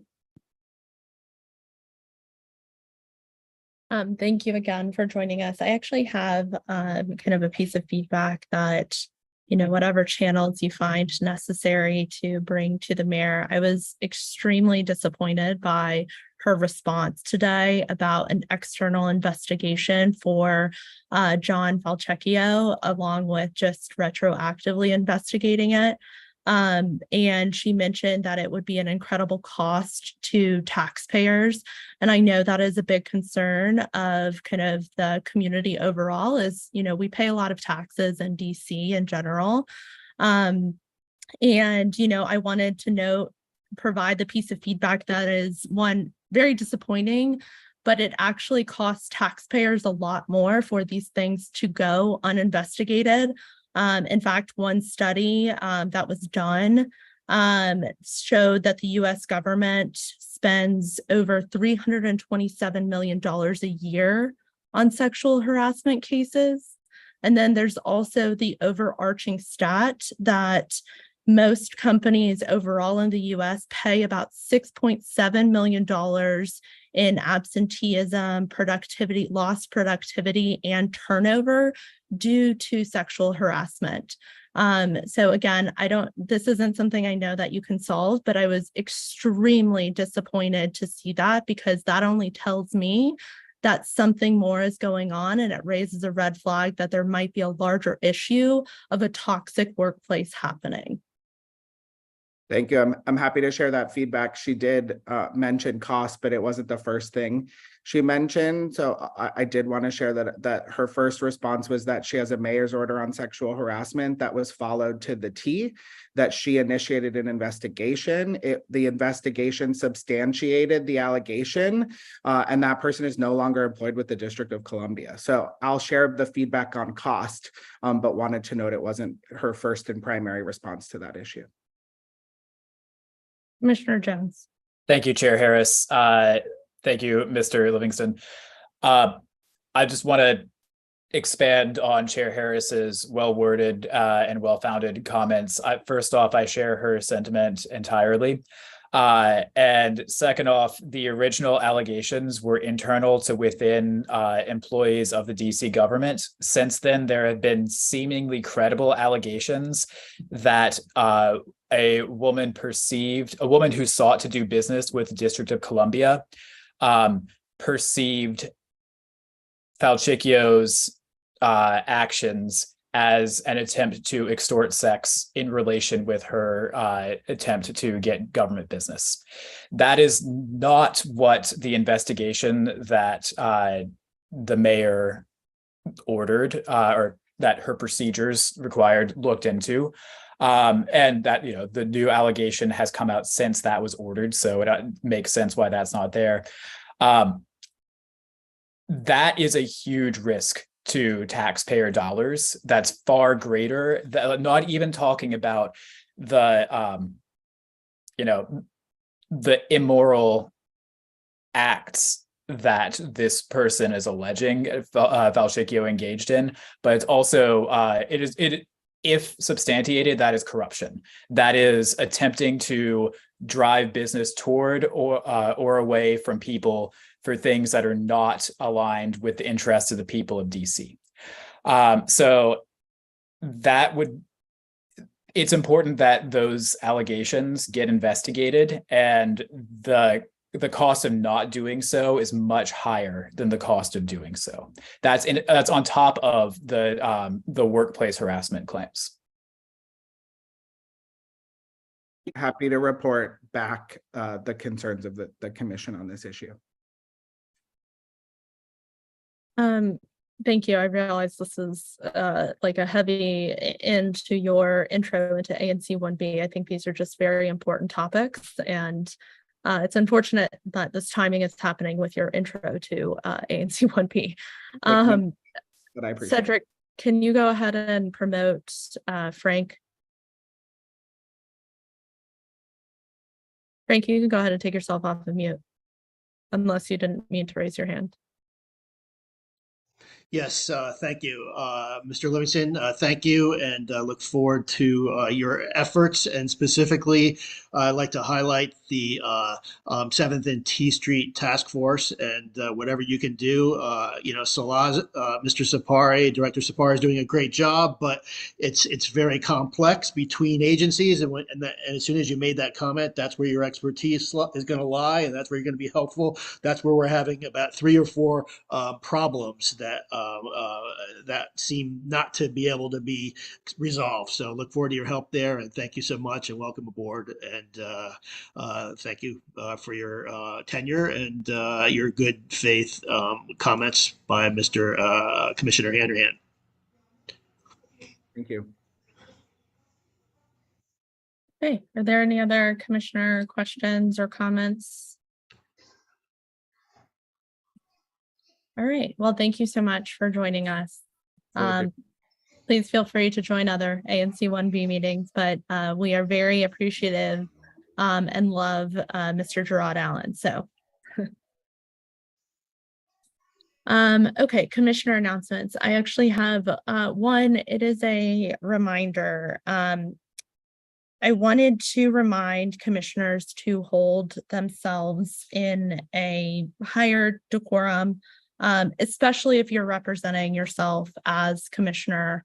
I get it that, you know, we all have our own personal lives and things, but please keep in mind that, especially in 1B and outside, people know who you are, and please do not exploit or weaponize your title as commissioner, as I'm sure many of the community members who elected you expect better and a lot more. So that is just a reminder. And please keep that in mind when you are out and about in the community. Are there any other commissioner announcements? Commissioner Handerhan. Sure. Just want to flag a note that I put in the chat a second ago, which is tomorrow night there is First Friday Art Walk. It is an idea that came out of the T Street Task Force about programming the space in front of 600T. It's but its purpose for attendees is to celebrate the incredible artists we have in our community. It is 6 to 10. 600 block of T Street tomorrow night and every first Friday in the near future. Thank you. Are there any other commissioner announcements? Community announcements. Cedric, if you can go ahead and promote. Hello, Commissioner Jacobson. Hello, commissioners. Thank you so much for giving me the opportunity to speak here tonight. Just wanted to quickly flag a lot of the trash issues that I've been seeing on the 2500 block of Sherman, specifically on the west side. I've had quite difficulty getting in touch with Commissioner Sycamore, emailed him about 4 times, and I'm just hoping that the commission can help me get some trash cans installed on the west side of that block. I just need some action from the commission saying that you all support trash cans being installed on that side of the block. And then I can submit a service request to DPW referencing the commission meeting. And this is something that's been ongoing for a long time. I've had some of Commissioner Sycamore's constituents complain to me about it, and there's just a huge buildup of trash, and having some more trash cans there, I think, would help. Thank you. Yeah, and we did receive your email. I believe I saw Commissioner Jones respond. He is, I think, the closest outside of Commissioner Sycamore. I think, I'm not sure, I remember you did suggest a resolution, and I think you did provide a draft to us, but I did not see that on the agenda unless I'm missing something. But Commissioner Lakatos. You were a little bit ahead of what I was going to say, which is, sorry, not saying you said it. I'm going to raise a resolution in new business on this. Some context. Great. Okay, well, thank you. Commissioner Kensick. Yeah, no, I was going to say thanks to Commissioner Jacobson for bringing it up. I've actually recently had, for the first time, a couple of my constituents want different placements of garbage cans, and basically they put in the 311 request, and then I had to just write a simple email saying that I agree to it and have no issue with it. So I think it would be the same situation with this, especially with the trash buildup in that area. So I think it's great, and thank you. That's all. I think the issue is that he hasn't been able to get a hold of the commissioner who represents the side of the street. So I think that's why we've moved it to an ANC resolution, but that is, you're absolutely right. That is the process there. Okay, are there any other community announcements? Okay, I am not seeing any. Okay, new business. I know we have 2 items on new business. Commissioner Electus. Yes, so building off of my comments in the commissioner comments, I have a resolution on this. It's very brief. 1 second, let me share my screen so we can all read it. This resolution basically just outlines the process DPW requires for this, explains the littering issue, the length of the block, and then says that ANC 1B supports the installation of trash cans for the purposes of DPW's process. If anyone has any questions, I'm happy to answer them, but if not, I'd like to make a motion. Go ahead. Hearing none, I move that ANC 1B adopt the ANC 1B support of trash cans in the 2500 block of Sherman Avenue resolution as presented. Do we have a second? Second. Discussion? All those in favor? All those opposed? Abstentions? Motion passes. Thank you. Great. Thank you for that. Thank you for putting that together, and you too, Commissioner Jones, for picking up the ball on that. Appreciate it. Okay, Commissioner Jones. Thank you, Madam Chair. I would like to raise one item of new business, which you will recall is, in fact, business that we discussed at the past 2 meetings. However, I'm hoping to bring it to well, no pun intended, a resolution tonight. This would be the alleyway naming for the alleyway between Fairmont and Euclid, and between 11th and Sherman Avenue. Just a quick rundown of what we've done so far. This matter was discussed in the Transportation Committee meeting in April, I believe. Then it was brought to a vote. It was brought on the agenda in the May meeting, at which time I asked us not to vote because I did not feel at that time that enough community outreach had been done. It was then put again on the June meeting, at which time I believe enough community outreach had been done, but members of that block, residents of that block, showed up and said that they had not had a chance to weigh in. Since that time, there was a meeting that I held jointly with the property owner who is seeking to get this named, and where are they? There we go. And we had actually, Cedric, could you go ahead and please go ahead, promote to speaker Madeline Shea Williams, who has her hand up in the audience. And at that time, we had a discussion. It lasted well over an hour. People came up with various other names. People shared a lot of concerns that were not related to the alleyway name in particular, and that were, but they also shared concerns that were related to the alleyway name. I come before the commission this evening with 2 different proposals, either of which, one of which I hope will please the commission. One is Alma Thomas Alley, and the other is, one moment, Evanti Alley, named after Lillian Evanti. With the chair's permission, I would like to give Madeline Shea Williams the floor for up to 7 minutes. No, I'm sorry, Okay. 2 minutes. We've heard this multiple times. It is a naming, based on the emails that I've seen at least, and then, I haven't heard anything more. I trust that you have held and kind of gathered the community engagement. So 2 minutes, Madeline, that's what you have. Sure. No, thank you so much for putting us on the agenda. We know that this has taken a lot of time and energy.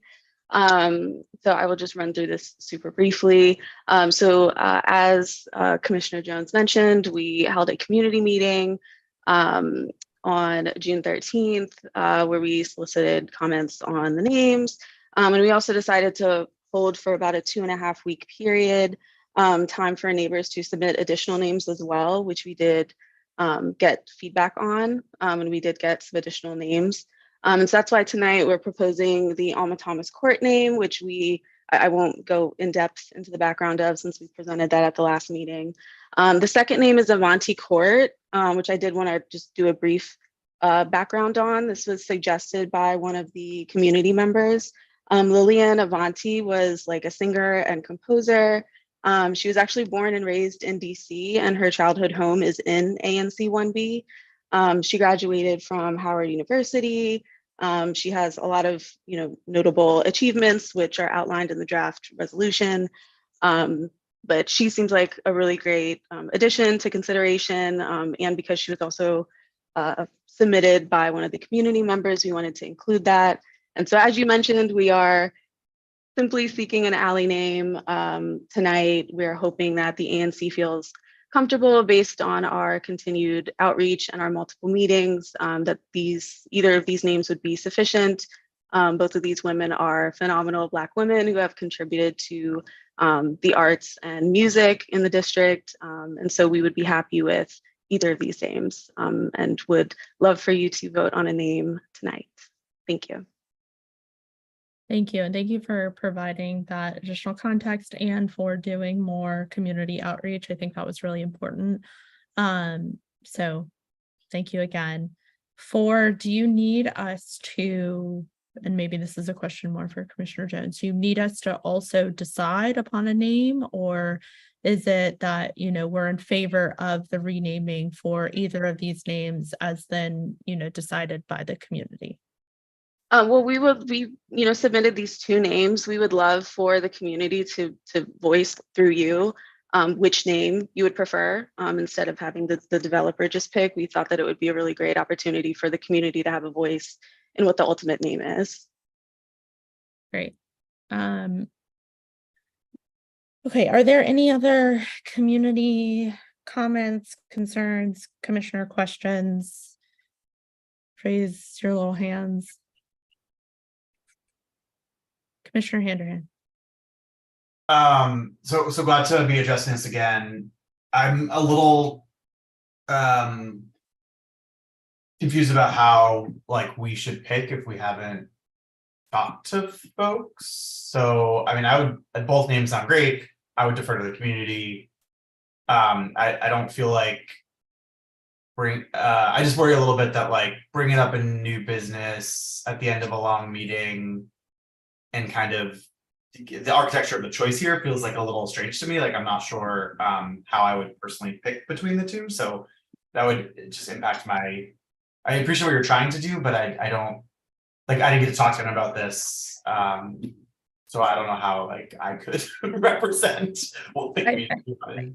Yeah, I think that's a good point, but I think Commissioner Jones, as the commissioner who represents the SMD, is there one that you prefer and that the community, you've heard more from community members that they support? So we have a comment from one of the neighbors who lives on that block who proposed the Avanti name. I will share my screen for that next.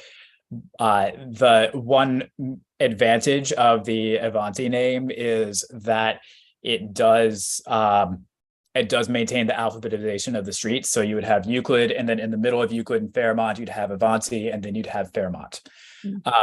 So that's one advantage. The other advantage of the Avanti name is that Avanti lived closer to where the alleyway in question is located, whereas Thomas lived further away, or rather out, at least I don't have the actual measurements on that. Let me speak more clearly on that. Avanti lived within the current bounds of ANC 1B.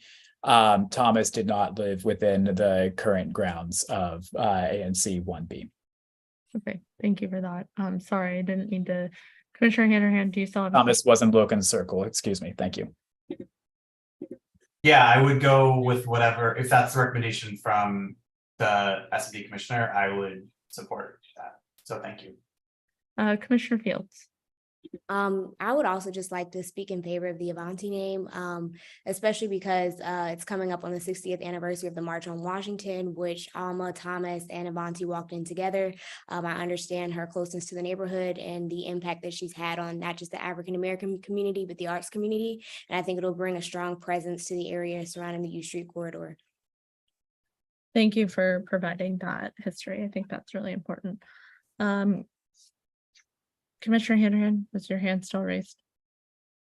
No. Commissioner Kinsick, did you still have something? I think It was actually Commissioner Fields just said it, so I'm good. Thank you. Okay. I tend to prefer Avanti. I think one, logically that makes sense about the addresses, but also with her residing in the current boundaries, who knows what the boundaries I don't think even existed. But I think it's really important for us, especially in ANC 1B, even a little outside of U Street, to honor kind of the arts history. And I just looked up on Wikipedia. She was the first African-American to perform with a major European opera company, which is pretty awesome. So, oh, and that's on the resolution too. So I prefer that. Are there any other comments before a motion is raised? And Commissioner Jones, I'm assuming you will be raising the motion to make sure you include, I think it sounds based on what I've heard from the commissioners that Avanti Court is the preference. Yes, I think both of these names are good names, and I'm grateful for the work of the property owner in the alley and also our neighbor Elle Frazier for all of their work looking into local history and finding great people for us to honor. So I would be happy with either of these names. They both are great ways to honor DC's heritage. My slight preference is for Avanti, but if it's the wish of the commission to go for Alma Thomas, that is more than fine as well. I think we're all saying Avanti, so I think we're ready for a motion. Go ahead, Commissioner Jones. And you go ahead and take this off the screen. Yes. One moment. Thank you. I move that the ANC pass a resolution in support of the naming of the alley located at 1021 through 1027 Euclid Street Northwest in memory and honor of Lillian Avanti, with the content being that which I showed on the screen moments ago. Do we have a second? Second. Discussion? All those in favor? Opposed? Motion passes. Sorry, we all voted yes. And thank you, Commissioner Jones, for pressing on this and making sure community outreach was done. And thank you to kind of the developers who are working on this. I know it's probably kind of frustrating to come to the ANC a few times, but this is how we do community engagement. So thank you for bearing with us. I'm glad we came to this outcome. Are there any further items for new business or further comments?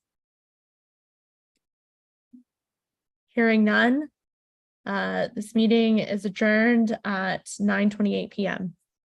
Thank you. Thank you. Thank you all.